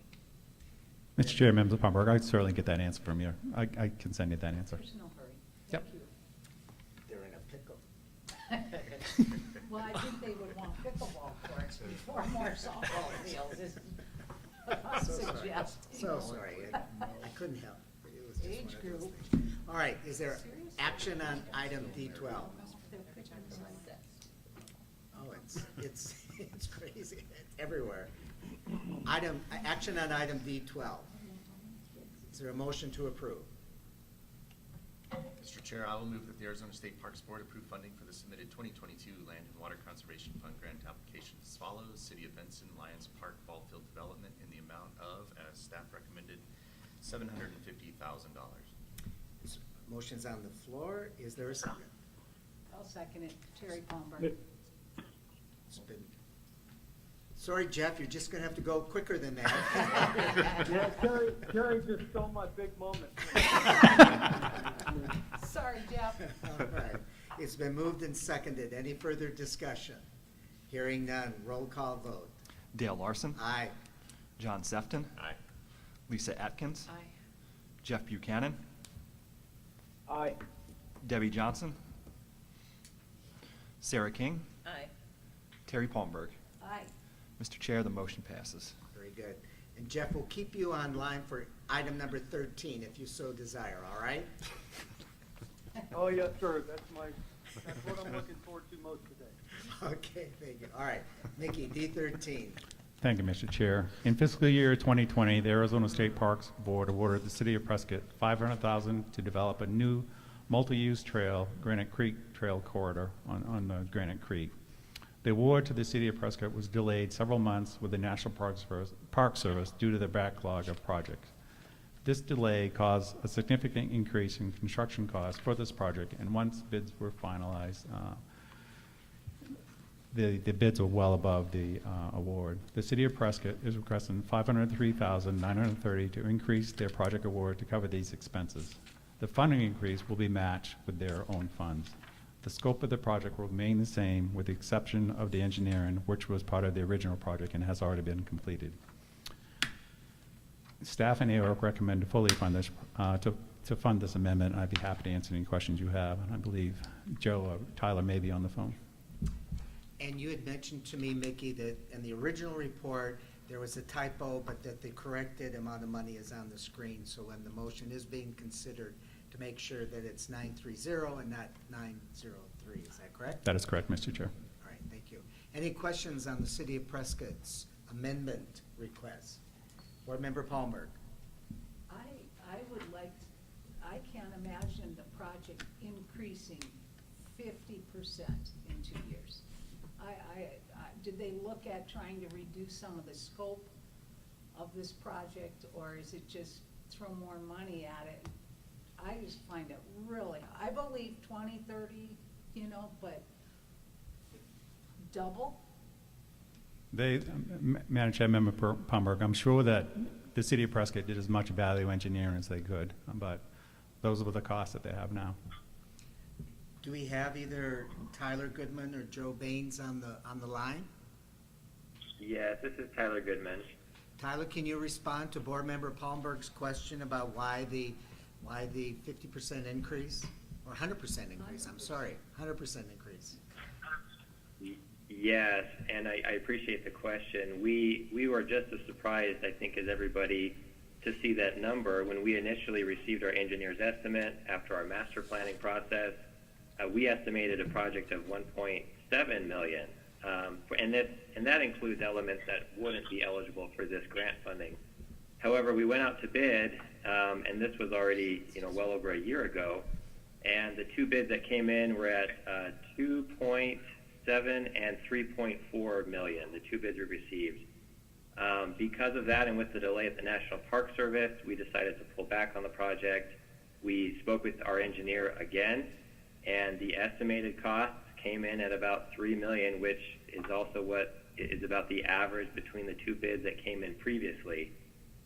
So certainly surprising, but the scope hasn't changed, and it's still going to be a very an amazing project for the community, and it's really going to revitalize that area of the city.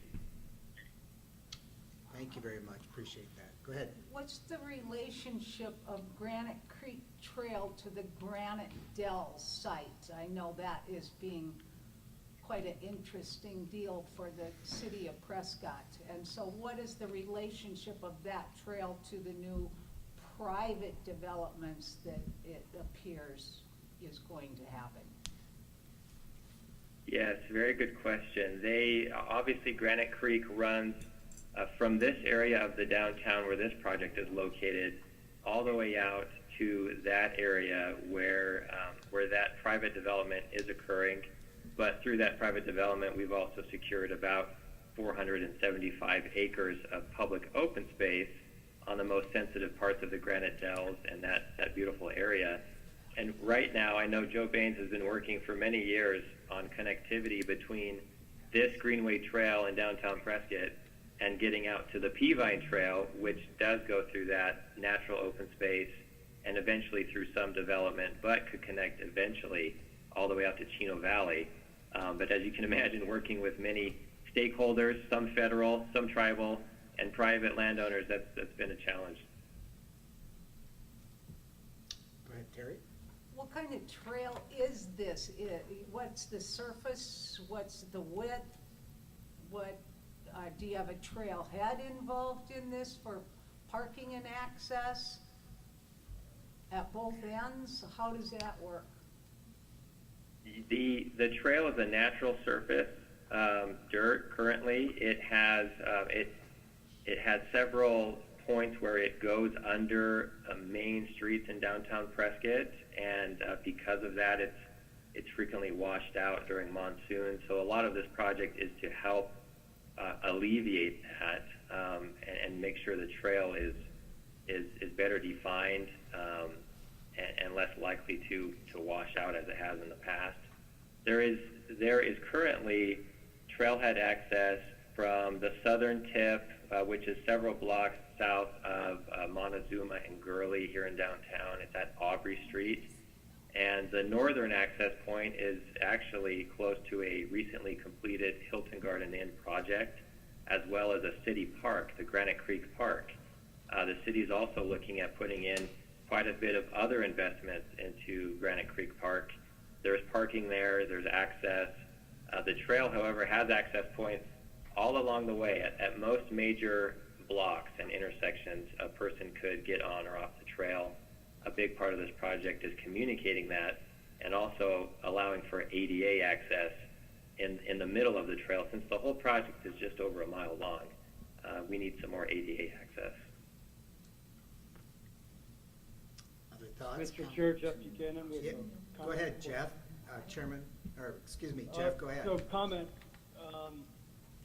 having dealt recently with construction costs, especially, after the pandemic, I can understand why the price doubled. Depending on the material, it's way up there. But my question is really for Mickey, and that is, what does this do to our available funds through the Land and Water Conservation Fund if we were to double the commitment to this project? Mr. Chair, members of Buchanan, we're anticipating getting over $6 million in FY22 in the Land and Water Conservation Fund, and we also have $1.3 million available in special reapportionment account that we can use next March for future projects. So there'll be over $7 million. We anticipate over $7 million available in the next fiscal year. And just to echo Board Member Buchanan's assessment of the cost, this isn't the first amendment, and I suspect it's not going to be the last amendment from currently funded projects that probably will eat significantly into that amount of resources available. Would that be a fair guess? Mr. Chair, members of the board, we anticipate to hear from one more approved project. The Camp Verde project may be requesting additional funds for their sports complex. Everybody else I think I've reached out to, and they've either asked an amendment or have used their own funds to complete their projects. Most of them are well underway. Thank you for that. Board Member Palmer. I'm sorry, I need another point of clarification. Did he say this trail's going to be 1 mile long? Correct, that is correct. The project. And it's It's- gonna, it's longer there's than no that. hard surfacing, it's gonna stay natural $2 million for for a mile. 1 mile. Is this comparable with other grant projects that go for over $2 million a mile? Member Palmer, Mr. Chair, members Palmer, this certainly is. We walk the trail, and the trail is needed in this system, and $2 million in the project cost, it seems in line to us for some of the things that we're seeing now. Some of the costs are, and it's right on the creek. It'll get the people off the sidewalk and along this creek. Could be and opportunities to visit businesses and restaurants along the way. Is signage and recognition included in this project? We'll have to recognize the funding sources, and I'm sure Tyler can answer this. I'm sure there'll be signage along the trail for the access to the trail. That is correct. Signage is a big portion of this. State Land Commissioner Atkins.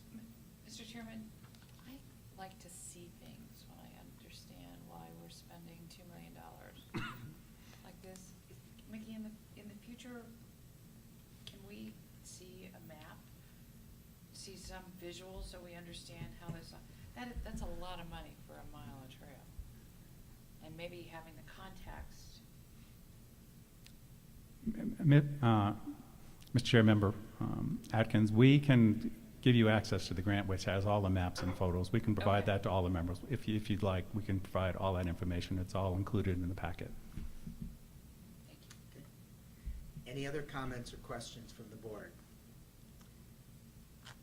Action item on the City of Prescott's request with the corrected amount of money that staff and AORC are recommending. Is there a motion to approve? Could I ask one more question? Please do. Before we do that. So Mickey, if we're gonna see other changes in applications, that we're gonna need more money in places because, as Jeff pointed out, there's gonna be an increased cost. And if it's in the packet, I apologize. But I think the perspective of what we ought to anticipate for all these increased costs of things that we've been talking to folks about might be helpful as well. There may be a context within which this makes more sense than mile long and $2 million. That's a pretty big thing. But to have some idea of where we're going with, we have a lot of money, but one of these days we're not going to have any money at all, and we want to make sure that the investments that we've made are serving the public well. I just think having a little bit more context at a board meeting might be helpful. Mr. Chair. And believe me, I know what you two do to get us ready for this, but sometimes when we're all together, it may be helpful to have those visuals. Mr. Chair, members Atkins, so the pandemic certainly changed everything with the national parks. This one's been almost a year and a half before they even reviewed it. So the costs, some of these areas outside of Phoenix and Tucson that we're working with now can't even get contractors to bid on projects right now. They're so busy. So there is a cost increase since then, but on future projects, we hope that the Park Service approves these in a timely fashion. The cost will be in line with what they get for estimates with that lot less approved time to get it approved. And then we're also asking them to put contingency in the budgets to prevent this from happening. Okay, thank you. Any other questions or comments from the board? With that, Mr. Chair, Terry Palmberg, I move the Arizona State Parks Board approve an amendment to the budget of Arizona State Parks and Trails Project number 104-00775 to increase the amount from $500,000 to $1,003,930. A motion is on the floor. Is there a second? Mr. Chair, Jeff Buchanan, I'll second. Thank you, Board Member Buchanan. Got you on the record. All right. It's been moved and seconded. Is there any further discussion? Hearing none, a roll call vote. Dale Larson. Aye. John Sefton. Aye. Lisa Atkins. Aye. Jeff Buchanan. Aye. Debbie Johnson. Sarah King. Aye. Terry Palmberg. Aye. Mr. Chair, the motion passes. Thank you, and Tyler, thank you, and if Joe were you on the phone too, thank you very much for joining us, and we look forward to being up in Prescott and seeing this thing in its completion and the gold lace trail area as we go through it.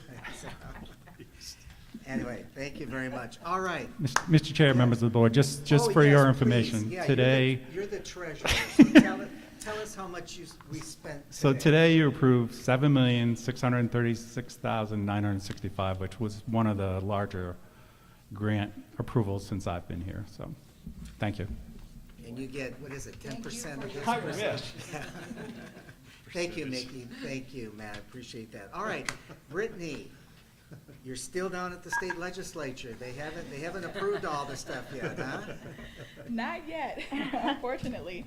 Well, good morning, members, chairman, and members of the board. What I wanted to do was just go over the bills that have been signed by the governor, just so we know what is actually going to be in statute. And unfortunately, the budget has not passed yet. There has been no movement that I've heard of as far as the budget. There is negotiation, there is talks, but nothing has moved forward yet. So just wanted to give that little update. So I don't know if it's going to be on here, but I'll just briefly read each summary. Sure. And for we have people on it the in our phone. packet. Is it, Here okay. is, so that'll Well, help. I'll just start on page 2 then. Okay. House Bill 2398, Dude Ranches Heritage Trail Program, that was signed by the governor. And so that will be a new program that will be housed with us. The State Historic Preservation Office will take that program on. And I believe they have actually started, and they had a meeting with the Dude Ranch Association, I believe last week, and are going to continue to have meetings with them just to get the application and things moving. And I believe that they will have something up here for the next month's agenda. So you guys can know what's going on with that. But that has been signed by the governor. The next one I want to bring to your attention is House Bill 2453, Governmental Entities Mask Requirement and Prohibition.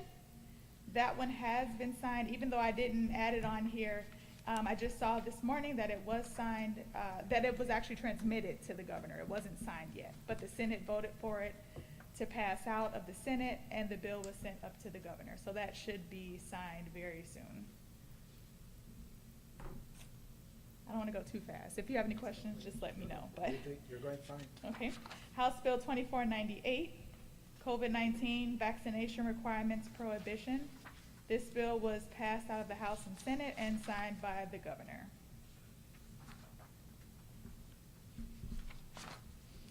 Now move on to page 3.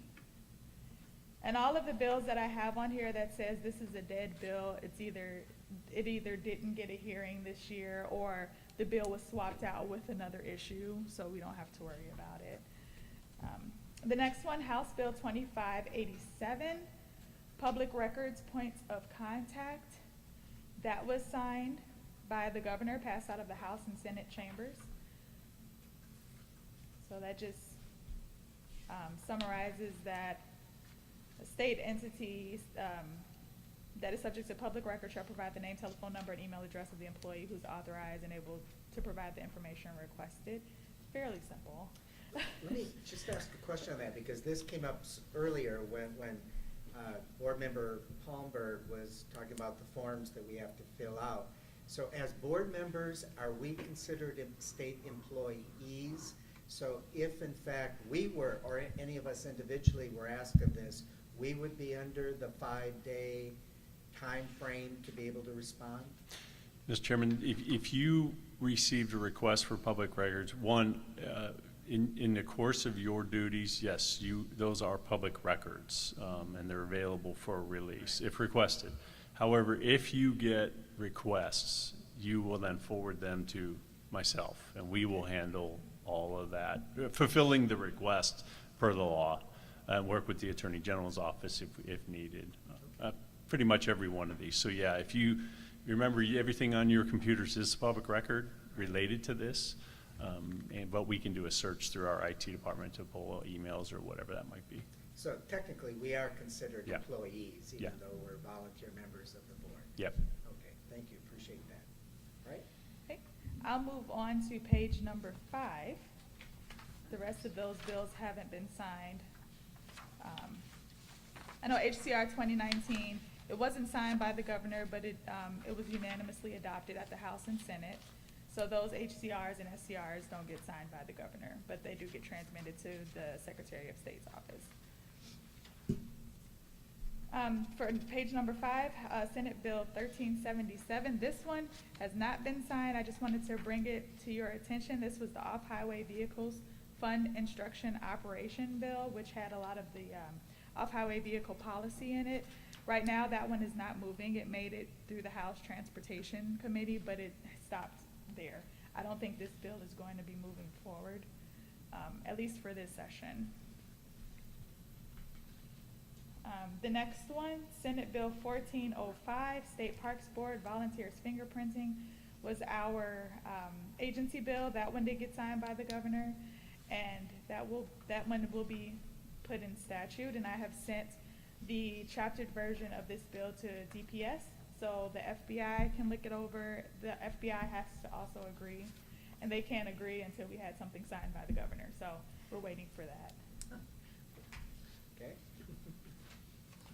And on page 6, this is Senate Bill 1596, is the Off-Highway Vehicle Study Committee. This one did get signed by the governor, and this just establishes an off-highway vehicle committee, which will have the director, our executive director, or his appointee, I believe the commissioner, land commissioner, or her appointee, and some other stakeholders, and we'll meet at the legislature regarding OHV issues and come up with some recommendations. So I'm not exactly sure what's going to be discussed, but it will be all OHV issues, and they'll come up with recommendations to possibly come up with a bill for the next session. So is the charge of the committee then to actually hear testimony from critics and complaints and all the above, and that? It's your house. So you manage this? No, Don't want to guess. it's being spearheaded by the legislature. So The legislature has a lot of these committees, and they usually go on during the interim, summertime, fall. Some go on during the session, but they have these committee meetings, and the House and the Senate put together the committee, and then they just talk and have stakeholders from the OHV community come, and then they make their recommendations. So there's a lot of these interim meetings that go on. My guess is there are going to be a lot of people that are not in the OHV committee that are going to want to talk to this committee, and so I don't know, I'm just. How big is this committee? How many members are going to serve on the committee? I don't have the bill right in front of me, but I can get you that information. It actually says it right in the bill. I think it's less than 10. Yeah, it's Is it not many. You and Lisa, Game and Fish? And Game and Fish. Oh, it's Two only legislators. employees? It's not public reps of OHV? I think there is. It's a It policy-driven is, conversation yeah. among all of the agencies, state agencies, and the legislature that we need to work some things Mhm. out. So it's not dealing with. And part of it Mhm. is resulting from the complaints that legislators have gotten about activities Mhm. involving off-road vehicles on private property, Mhm. state trust Right. lands, Right. garbage, you name it. No, I didn't say that. Well, Yes. Bless So your it's- committee, Bob, I really give you a lot. I mean, because it's a big issue. I mean, It there's is. no, it's a very sensitive issue too, so good luck with that. All right, sorry, Brittany. No, that's actually it. Those were the bills that were signed by the governor that have effect to our agency. The other ones that I didn't speak on have either not moved, or they are still moving through the Senate or the House. So at the next meeting, I will update you all on those. Is there an expectation of when the budget probably will, I mean, it has to be done by the end of June by state statute, but is there, I mean, as far as your budgetary considerations, is the crystal ball still looking good, obviously, for the agency? Mr. Chair, from what I hear, it is still looking pretty good. The hope, I believe, is to get the budget passed by Memorial Day weekend. That's the hope. I'm not sure if that's going to happen, but that's what we've both been hearing, myself and the executive director. All right, very good. And that's all that I have, if there are any more questions. Thank you, Brittany, always a good Thank job. you. Really appreciate it. All right, let's move on. Future agenda items. Certainly, we've already talked about the one with the National Forest Foundation. Is that the correct name? Got it, with it.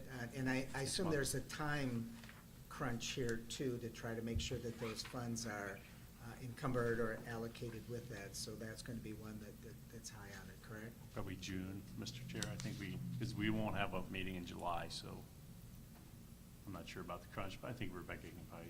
If we don't get it by June, we're gonna lose the money. It definitely broke the way I have to find a replacement. All right, so the So intent June. would be then to have it in the June meeting and have Rebecca be able to provide a presentation to us one way or the other. That would- Early in the agenda. Yeah. So then we can take You got action. it. You got it. Yeah, we'll include just an overview, but we'll also bring back this grant as the action item, right? All right. If you're all right with that. Are there other future agenda items? Board Member Buchanan, you had a request for a future agenda item. Did you want to just put that on the record? Yes, Mr. Chair, I've got a couple actually. First, as you're tracking, I had Carolyn Schaefer, who's the president of the Patagonia Area Resource Alliance, contact me and request to present to the board. And we discussed that the August meeting may be an appropriate time. And what she wants to present on is the effects of modern mining or 21st century mining. And specifically how it affects us is in the Patagonia Mountains, and how it affects us is the potential to affect the Patagonia watershed, which, will affect Patagonia Lake State Park and Sonoyta Creek State Natural Area. So that's the number one. The second one, I appreciate both Bob and Mark Weiss's help in understanding what the latest and what was going on with conflicts of grazing and some law enforcement activity in the Sonoyta Creek State Natural Area. And I'd request kind of a deeper dive. What is going on with that situation? I was told I was going to be contacted by a newspaper. They have not contacted me, and I'll make sure to alert you if they do. But just like the latest on that situation, and it's complicated because there's ranchers who are in compliance and some who are not in compliance. It affects both state trust lands and state parks land, so it's a complicated situation. I'd like an update on that at some point in time in the future. August or later would be fine. And then the last one, I know we Board- have. Jeff, we're can gonna you- talk about Jeff, meeting dates. Jeff, let me just interrupt a second. Board Member Atkins has a question to clarification on this last item that you're just talking about. So just to have a better understanding exactly of what you're referring to. Go ahead, Lisa. I apologize, I didn't understand your explanation of the topic. I didn't understand the topic. Yeah, thanks. There's a group and a pretty significant movement in Santa Cruz County to eliminate all grazing or all herding animals. I guess the exception would be, recreational riders through the area around Patagonia Patagonia Lake State Park and Sonoyta Creek State Natural Area. And as you're probably tracking, most of that land between the two is state trust land. Bob or Mark Weiss could probably give you a brief overview on what has happened, but tremendous overgrazing in there. It deals with ranchers that are cutting fences. I know that there's some law enforcement activity by the Game and Fish Department to try to prosecute people, but I'm not sure what the latest is. The response of this group is to move all cattle and horses, if there are any there, out of this land. So I was asked to do an interview with the newspaper, which is why I contacted Bob, and the interview has never come about, but the request for information is still out there. Hopefully, Lisa, that explains. Oh, no, I got it. I know exactly what you're talking about. Thank you very much, Jeff. Thank you very much. All right. Anything else, And, Jeff? One more. And thanks. The last comment was really, I know that we're looking again at potential offsites for meetings. And my suggestion was that in August, we try to do one in southern Arizona. Of course, there's a bunch of different parks to choose from. But in fact, if Carolyn is approved to attend, that may make travel easier for her. All right, thank you. Yeah, we So do. that's it. We definitely would love to go off-site for that. Thank you, Jeff. Other board member, future agenda items? Hearing none. All right, let's move on to the executive director's report. Executive director. Thank you, Mr. Chair. Robert. Members, quite a busy month, since we didn't have our meeting last month. A lot of things to catch you up on. We continue to work with, through our legislative audit process. It's actually been going really, really well. The auditors want to, I think, probably one of the most professional group of auditors I've ever worked with, and I've been audited a lot. What does that say about you, Bob? State, and either I'm getting better or they're a group, but no, they're really great. We meet monthly on issues, on findings, on feedback. Our staff's been great at responding to their inquiries, and they're great at getting back to us with questions. So it's really been a really great process, I have to say, and not many people I think can say that. But we are on track. They're wrapping up their field, they call field work right now. So that should be wrapped up by the end of this month. And then July, there should be a sort of a draft audit report available. And they're continuing to look for August and September for finalization. So somewhere between the July and August, September-ish, I imagine we'll be sitting down with the board. You think either an open or exec session and just going through some of those findings, recommendations, et cetera, et cetera. So it's been a great process. We can't thank them enough. They've been very, very responsive to us and to our questions, and I hope we have been for them. Bob, can you remind us what the deadline is for the sunset relationship, so when this audit gets to the governor's office? They're looking at wrapping up in September. What that will mean is then for the sunset, we will have to run legislation to continue our agency come next legislative session. Which includes the board. Yes, absolutely. You're part of that. So we want to keep the board and the agency, so we'll be running that. But then the audit, this is going to be sort of, I think it's two separate tracks. They're looking at us internally, but then they're also going to be rolling into the sunset review legislation for us down the road. So thank you. Looking very, very positive. We've had, as you guys know, very dry. We've had 2 fires that have come into parks. Certainly, Member Buchanan and Member Kingno down in that part of the country. San Rafael almost went up in smoke. It started on May 7th. We found out about it about 7 p.m., 15 minutes later, and it was cause of the fire was due to a down power line, and they aren't clear how it happened, but the winds were whipping, and that fire moved, and it moved really, really fast.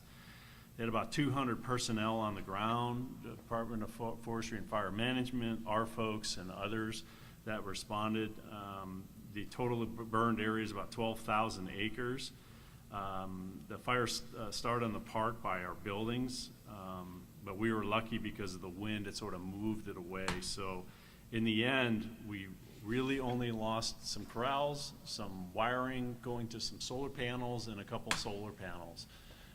It could have been a lot worse, and we're just really thanking God that it didn't, because that house would have gone up very, very quickly. So our folks, prior to this fire, put in fire breaks. They did what they could to minimize potential fire, and it paid off. So anyway, we were unscathed on that one, but we're certainly not out of the woods yet. The other was a fire at Lost Dutchman, near Lost Dutchman. It's up on the Forest Service in the mountains, but a base jumper decided to, to figure out which way the wind was blowing, lit a flare and threw it off to see where the smoke went, and then jumped, started a fire. They were all over that, but boy, when those are right on your doorstep, it gets the old heart pumping. But luckily, that didn't result in anything serious. But we are just over halfway through May, and we're seeing major fires. So anyway, our fingers are staying crossed, but we're staying diligent. It sounds like the Forest Service is probably going to implement this early, start implementing forest closures that right now I think are already in place. So we'll continue to work with the forest to make sure that, at least as our parks that are on those leases and Forest Service lands, we can continue to allow our folks in before they go to a full closure of any sort of type of recreation. So, and I'm gonna tag on to Brittany's update. We had our Capitol Lawn event on April 5th, and I don't think I updated you guys on that. Real successful teamwork. We had everybody represented. We had the whole area over there, except for the legislators decided not to show up that day. They were off. I think the Senate was in, the House was gone, but boy, we got their staffers. They were over for all the food and things, but Member King was there. She walked around, we talked to about, I don't know, 6 or 7 legislators, and got to know her a lot better, and she got to know the staff. And so anyway, we're gonna do it again next year. This is the first time I think State Parks has done this in 6 years, maybe longer, I think. So great thing to do. Too bad you guys couldn't make it, but it was fun. And Sarah did a great job representing the board. Thank you, board member Sarah. Yes. Yeah. It was a good day. Farthest person away comes here and does it in our own backyard. That's right. You never know when I'm gonna turn up. That's right. And then the last thing, just to let you know, we got word yesterday, the Arizona Governors Conference on Tourism is set for July 13th and 15th at the JW Marriott Camelback Inn, same place as last year in Scottsdale. Early bird registration for you members, let us know if you'd like to go. The early bird registration ends June 1st. We can register you as board members. Commissioner Atkins, we can even register you too. If it's in your official capacity as a board member, we'd be glad to. But we help host. And of course, I know if Member Johnson was here, she would be talking about, they always put on a great show. It's great networking. And it's really a great way for us to tout what we do. And we always have a booth, and with that comes membership. But if you all are interested, it's a very, very neat. Can you send us a note on that? What day again? Yeah. Could you? Let us know. We'll need to register you by June 1st. That's when early bird, we get a deal, ends. But the dates are July 13th through the 15th. Oh, okay.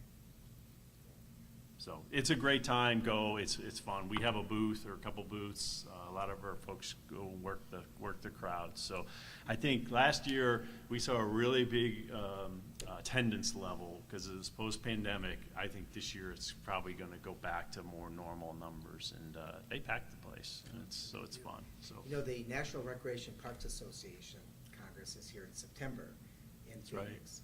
So I don't know if the state parks grouping is part of that at all, where, because it'll be right here in the valley, so that might be an opportunity as well. yeah, NASPD is early September in Oregon this year. So we haven't been able to go the last couple times, but this year it's just outside of Bend, I believe. So Okay. rough duty. In the trees. Yeah. Probably. All right, Thank you. anything else, Bob? Nope, thank you. Thank you. No, appreciate that. All right. Mr. Yes, Chair. go ahead, Jeff. Jeff Buchanan, just with a brief comment on the San Rafael fire, and Bob mentioned it, but Alan Clements, the steward down there at the San Rafael Ranch, did a phenomenal job working with the Forest Service and several fire departments to protect that ranch house. And I was over there a couple of days ago. You know, you probably know that valley is the largest native shortgrass prairie in the state, and it's almost all black right now. The good news is cottonwoods all seem to look like they have survived, so with a decent monsoon, it'll be back pretty quick.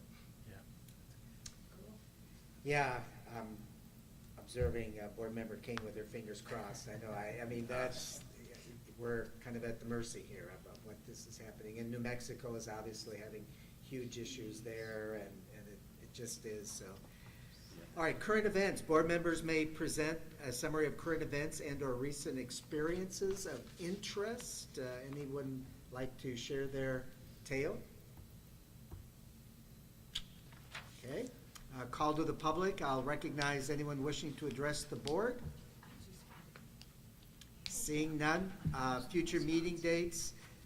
Certainly the June meeting will, in large part, Vice Chairman John Septon will be chairing the meeting. I'll be away, but I'll be on either telephonically or Zoom or whatever, however I can join in. But the budget presumably will have been either put to bed or we'll be talking about it at that meeting. So it's a pretty important meeting with that. And then obviously the item with Rebecca and the National Forest Foundation will be of critical interest to that. And if, for example, there's some timing issues on the money, Mickey particularly, and we have to adjust the meeting in any way, to make it sooner or later, let us know. And if this is that kind of single item and we can join in telephonically or whatever, I don't want to, prohibit something to be done just because that date. So just keep us in mind with that. Will do. Excuse me. Yeah, go ahead. You're out of state, I'm out of state, so we need to see if the members that are in state might be able to attend if we're having a speaker. Just as a Okay, follow-up, yeah. so it's not two people that she's. Talking to. Yeah. We'll have your face up on the screen. Yeah, there you go. You can do it video. We'll both be in Wisconsin. They have Wi-Fi in Wisconsin, I think. I don't know, that state is pretty backwards. Just not on the boat. All right, anything else? By the way, again, Mickey, Matt, all of your staff on these grants, $7 million, whatever it is. Yeah. Excellent job. You really do us proud, so thank you very much. And people, thank you. Oh, I'm sorry. See, I don't see completely. Anyway, thank you very much. This meeting is adjourned. Thank you. Sorry.